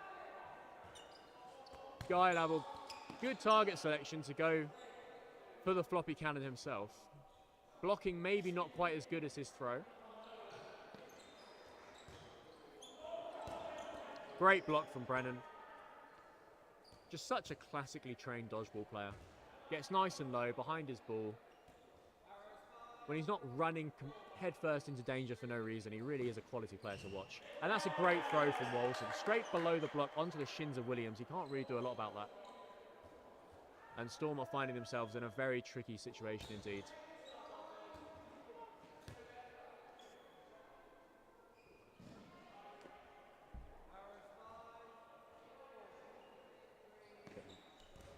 Block from Potter.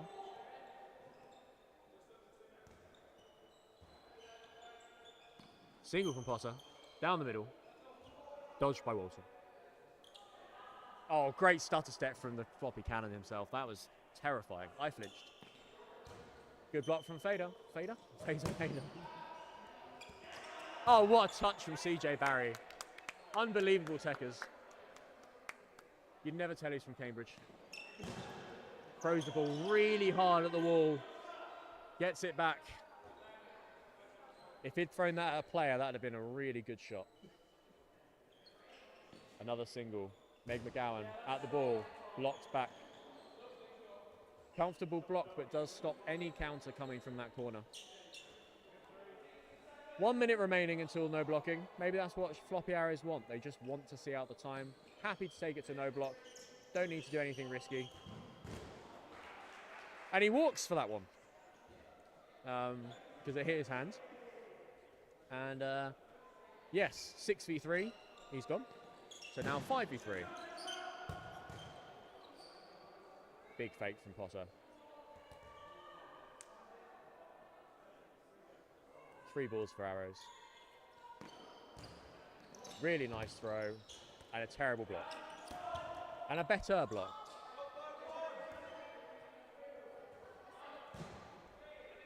So, deficit halved. 1 player down.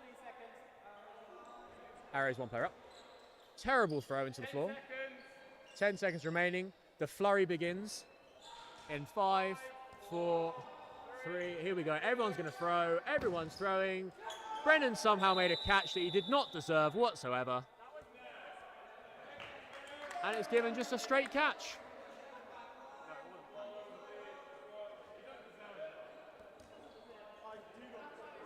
I'm glad the players agree with me and echoed my sentiments that they do not deserve that.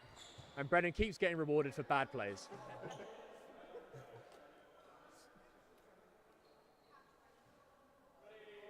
Right, let's see what happens here. I hope it's an absolute bloodbath. Everyone throws the ball all the time. No blocking. Yep, there's throw number 1. Brennan happy to take the 4. What? Other hit. No. 2 balls, not hitting anybody, but they do get 1 back. So Burden will still be on floppy arrows. Singer from Walton. Rachel reads who's throwing, tries to go for the free throw, doesn't hit, but she also gets out of the way of Walton's ball. So, back to 3. He's just rolled his ball over, which is kind of just like fine in foam. They just kind of allow it. So back to 3.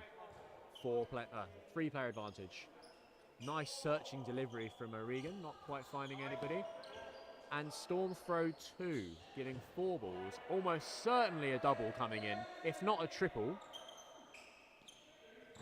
A delayed double works. First ball baits out the dodge, which was a good dodge from Hayder. Second ball tracks really well, and Brennan sets for the catch. And that is half-time, 3-1 to Sheffield Floppy Arrows. We'll see you after the break.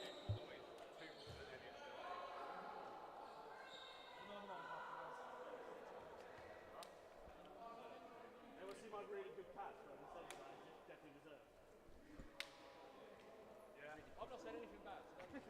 Don't watch it back. Brother, the floppy channel. I pushed it, bang, right again. Not knowing it was shoulder. Because all I could hear was block.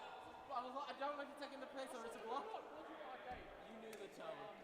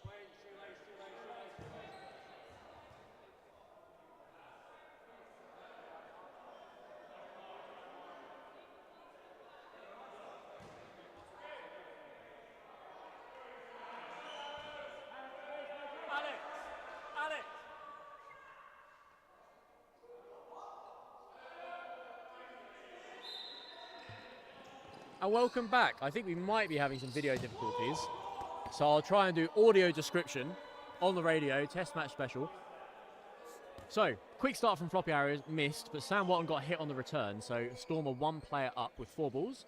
Louis Williams releases a single, misses, Rachel releases a second ball which gets caught by Zara. So now Arrows are 1 player up over Storm with 4 balls.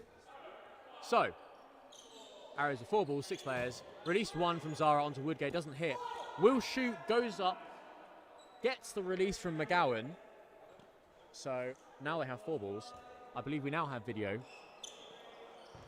That's a fantastic shot from Labo onto the knee of Sam Walton, who has very graciously gone out for it. So, 11 on players, 3 balls for Sheffield. Good throw, nearly hitting Will. Will almost hitting the retaliation, but doesn't. Not great throws all round, to be honest. So, Burden back on Arrows. McGowan throwing, not reaching Williams. Return from Label, very competent. Decent throw, doesn't quite reach.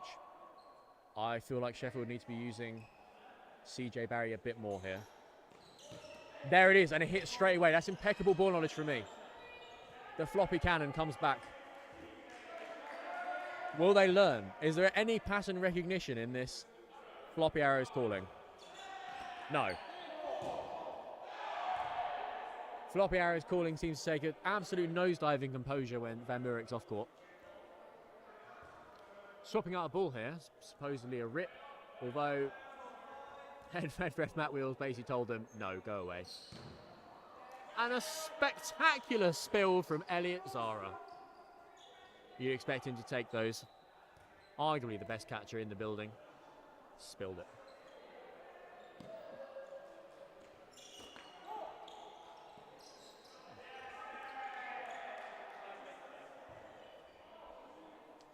Four balls for Storm, even on players.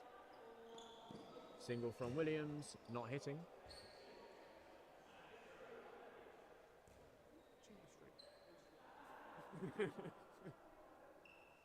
Three balls for Sheffield.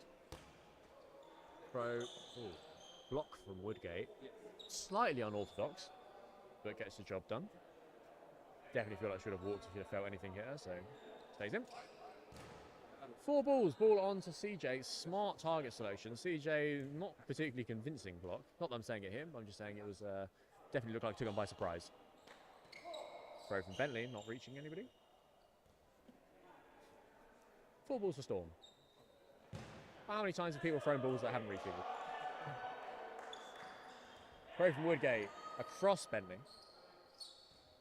No threat. Three balls. Surely a release from Barry here.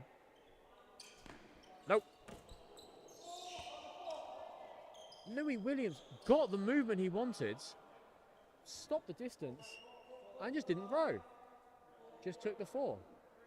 So we're going to see 2 balls released. What a shot from Will Shue onto the toes of Barry. I think that's just smart calling and a well-executed throw. Top marks. 3 balls Storm. Tries to do it again, misses. Very aggressive from Arrows. Great fakes from the women of Floppy Arrows that allowed Bentley to get a much less encumbered shot. Doesn't take it though. Or does take it but doesn't hit. Poor throw from Woodgate. High press from Arrows. No release. 4 balls Arrows. Approaching menacingly. Fake. And another fake. And a throw from Bentley. Blocked by the fingers of Williams, who takes himself out. Great honesty for a terrible rule. And Storm are back level players. 3-all. Arrows are 2 sets up. 15.5 minutes remaining of the match. So very much still all to play for. But Arrows winning this set. Oh, great retaliation from Will. And then a great retaliation from Bentley. And Woodgate did very well to run after it and have the presence of mind to go for the catch and forced them to release 1 or 2 more balls to stop her making the catch. And now Storm have 4. And now Storm have 5.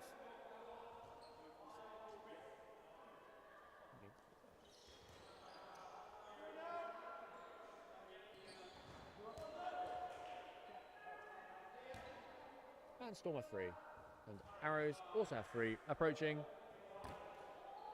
Throw from Bentley, not quite reaching.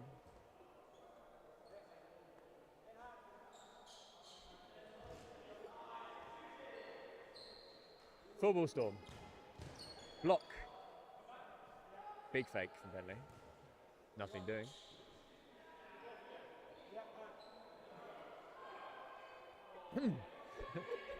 Free balls. Sheffield. Great block from Lavel. Straight back. Have some of that. Yeah.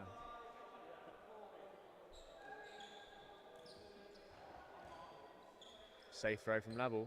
London Storm deciding the outbox is on the other side of court. Probably away from me.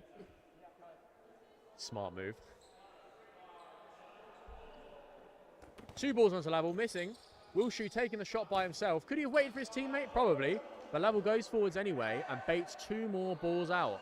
And that is 6 balls for London Storm. So, what can Storm do with this advantage?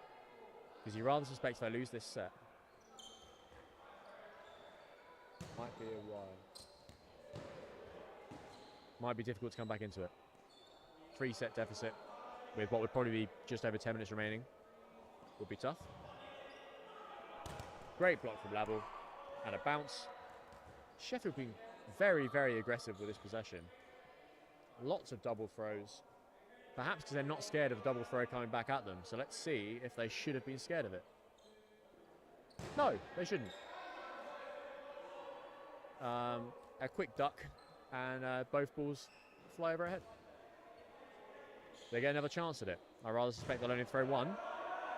Single from Will, not finding any purchase.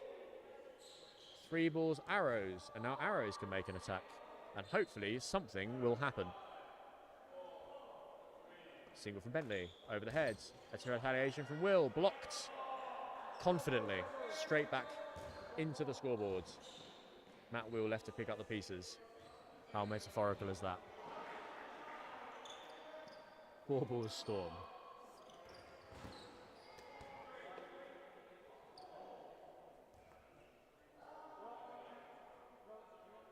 Matt Will deciding who has burden and making his decision.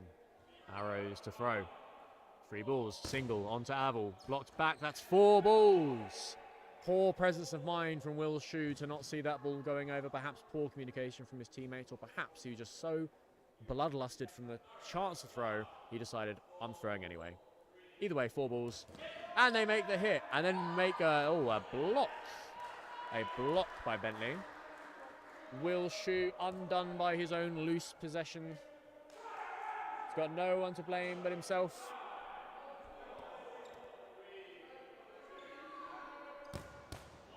I'm not saying that. Single from Lavel.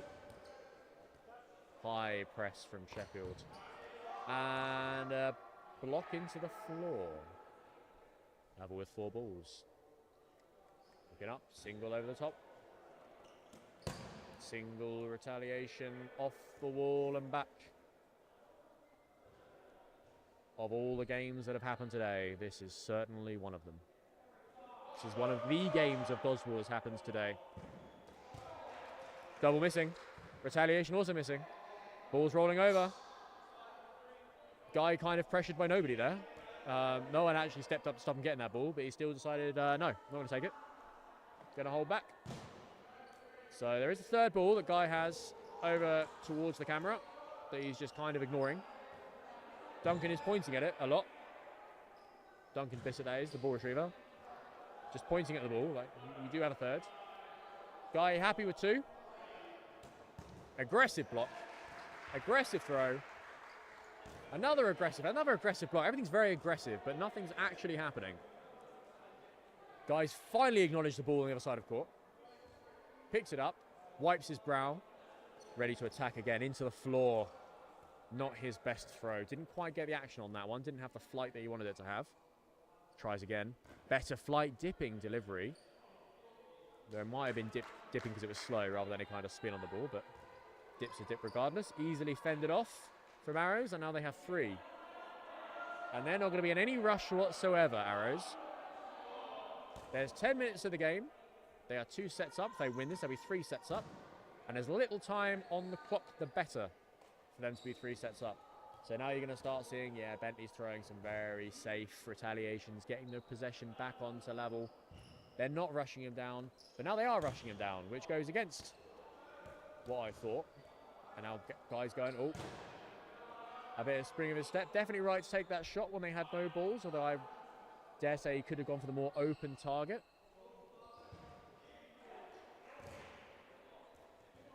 Storm might be thinking of taking a timeout soon, because they might want to... Oh, that's a great shot. Don't listen to me. Guys cooking. And now we're in a 1v1, which are always thrilling in foam. Always. Every time, all of the time. Bentley approaching. Right up to the line. Throws. Aggressive block. Running. A second ball thrown. Free shot for Guy. Waits till Bentley has a ball in his hand and doesn't quite get it out the way he wants to. Easily jumped over from Bentley. Another aggressive. He does block very aggressively, Guy. Wants everyone to know that he's blocked it. Leaving nothing to chance. 3 balls apiece. Timeout called from Arrows. I'm kind of surprised that came before the Storm timeout. But I rather suspect they're going to say to Bentley, look, mate, you just stick out here. You have a nice rest when the set's over, but you make this set last as long as you can. 8.5 minutes left of the match. 2 sets up. They are not going to want any risk of losing this game. And that means they want a nice, slow victory. But of course, you run the risk of, if London Storm find their way back into this set and win it, then they've only got a 1-set lead to play with into a no-block situation. And as we all know, no-block can go any way. Much, much harder to predict how no-block will go. But you have to say the run of play has been going with Arrows this game, hence the 2-set lead. I think Storm have done quite well to bring themselves back to this position, no matter how it goes from here. But if Guy Laval could find a win in this set, then the game would be wide open. And hopefully with a bit of time left on the clock, so we get to see it play out properly. But play resumes. Arrows approaching. Solid block. And aggression. Ooh, another block. It's all very sequential so far. Seeing the same run of play. A single from Arrows, or a fake this time. Another fake. And a throw, another block, and a retaliation, and a miss or a block. And that's basically been what it's been so far. But now, well, I don't know what happens now, because someone from the other court threw the ball over.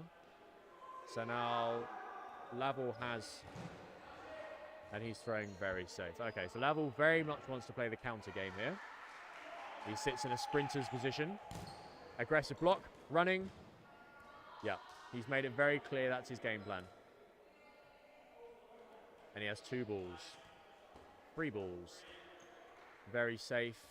I think Bentley's clocked on and is now throwing from a safer distance to not allow Guy to run him down at quite the same speed. And a missed block from Guy after he did so well. But once he didn't start from that sprinting, squatting position, he was stood up. Just gave Bentley so much more to aim at. Didn't quite get the same block. If he made that same block while he was kneeling down, that probably goes into the floor before it hits him. But he was standing up, wasn't in his ready position, and unfortunately gets hit. And that puts Storm in a very difficult position now. 7 minutes remaining, 3 sets down. They need somewhat of a miracle here. And a hit onto Williams. A great block from Bissett. Then a retaliation shot. And then Williams taken out. So, level on players. Storm with 5 balls. Sam Walter doing his best Brennan O'Regan impression. Strong hit onto Van Buurik, who probably could have moved a bit more. But regardless, very well tracked from Storm.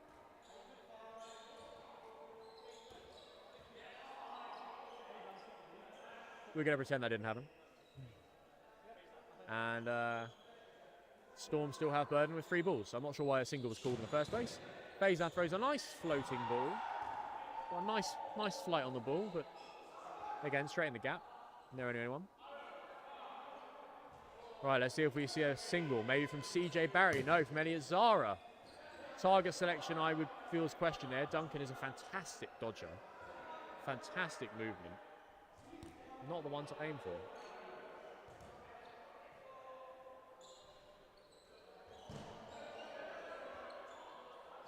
Plenty to admire in the foam dodgeball today.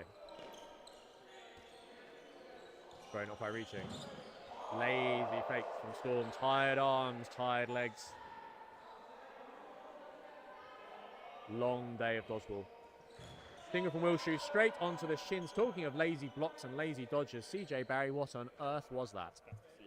He just stood there, legs together, floated his ball vaguely in the same direction as the ball, and expected to stay in. Well, that's just not going to happen. So he takes a nice long walk to the outbox.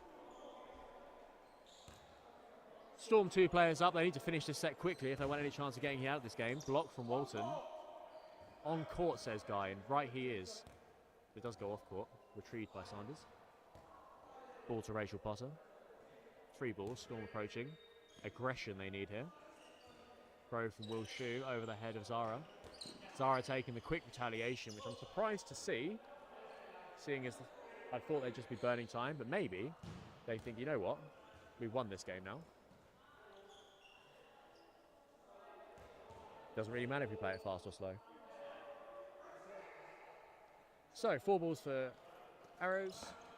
Single onto Woodgate. Gets hit. Faizan wants the ball. Faizan gets the ball. 2 balls. 1 player up for Storm. 1 player down for Arrows. Approaching. 4 balls. Single down the middle. Once again throwing at Bissett. Not sure why. He's not going to get hit. Unless it's a very, very well placed single. Or perhaps a double. Throw from Potter wide. Slight pressure from Zara, nothing doing. Arrows approach, 4 balls. Walton throwing at nobody. Great retaliation from Will Shue. That's exactly what they need. Where's that been all game, one might ask themselves if they were wearing a London Storm shirt. But a glimpse of what he's capable of and why he's one of Storm's more capable players.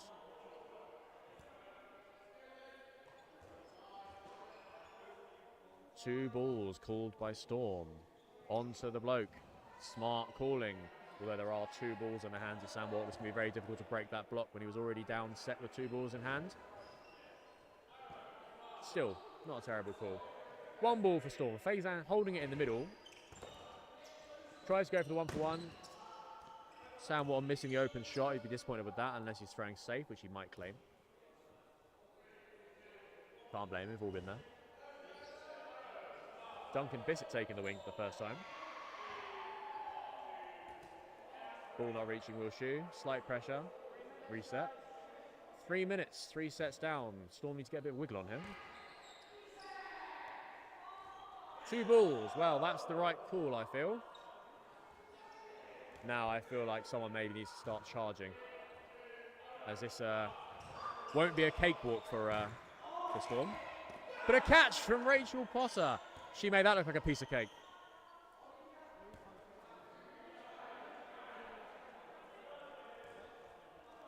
And all of a sudden. And another catch from Rachel Potter. Well, one feels that might be a little too little too late, but a fantastic note to end on for Rachel Potter. This is going to have to be kamikaze dodgeball from London Storm, but who want to finish this set in the 1.5 minutes required. But it's been done. It has been done. Not with quick starts like that. 4 balls. You know what? Yeah, honestly, maybe just throw all of them. Because you've got a minute to get all of them out. And they're throwing 2 balls down the middle at nobody. They've got 1 back. Burdens on Arrows. They need to survive 1 minute. They're standing still. They're mocking it. 5. That has to be called invalid. That has to be an invalid warning. And Matt Will does the right thing. An invalid warning. Cynical invalid from from Arrows. Not sure why Storm have elected to throw one of their 4 when they've got 30 seconds to get 6 hits. Maybe they're going to do a very aggressive counter here. Here we go. Here we go. And they're going. And they throw 1 ball. And they do make a lovely hit onto Van Mierik, who probably doesn't mind, because they've got 20 seconds to hit the rest of their team out. And she thinks, if you're throwing at me, you've not credit. But they have made 3 hits. And so nearly a catch. And now they've got 10 seconds. And it's gone away from them. Oh, that's a spectacular effort. Really fantastic effort. Again, if you're wearing a Storm shirt, you're thinking, why on earth? Where has that been all game? We've just made 3 hits.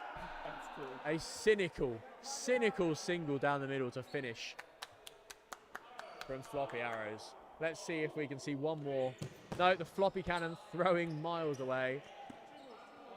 Not sure it's been called onto Bisset there. It's been called a hit. Contested by the referees. The can. Oh, presence of mind from Jodie Woodgate.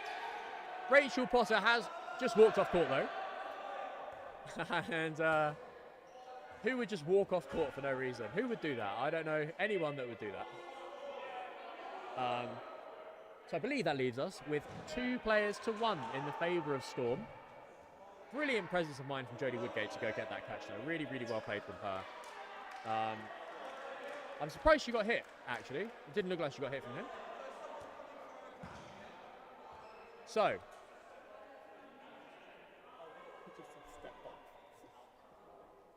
Let's see what happens here. Oh no, the refs are conferring something. Not sure what there is to confer. Everything looks pretty standard from where I'm standing. And decided it is standard. So, we're going to have a 3-minute no-block set, which is at best a consolation set for Storm. They can't win, unfortunately, from here for them. Great news, Floppy Arrows. And will Shu take the 1-for-1? Again, where's that been all game? So, final score, 4-3 to Sheffield Floppy Arrows. Or just Floppy Arrows. One of the better games we've seen today, to be honest. Some fairly competent plays either side.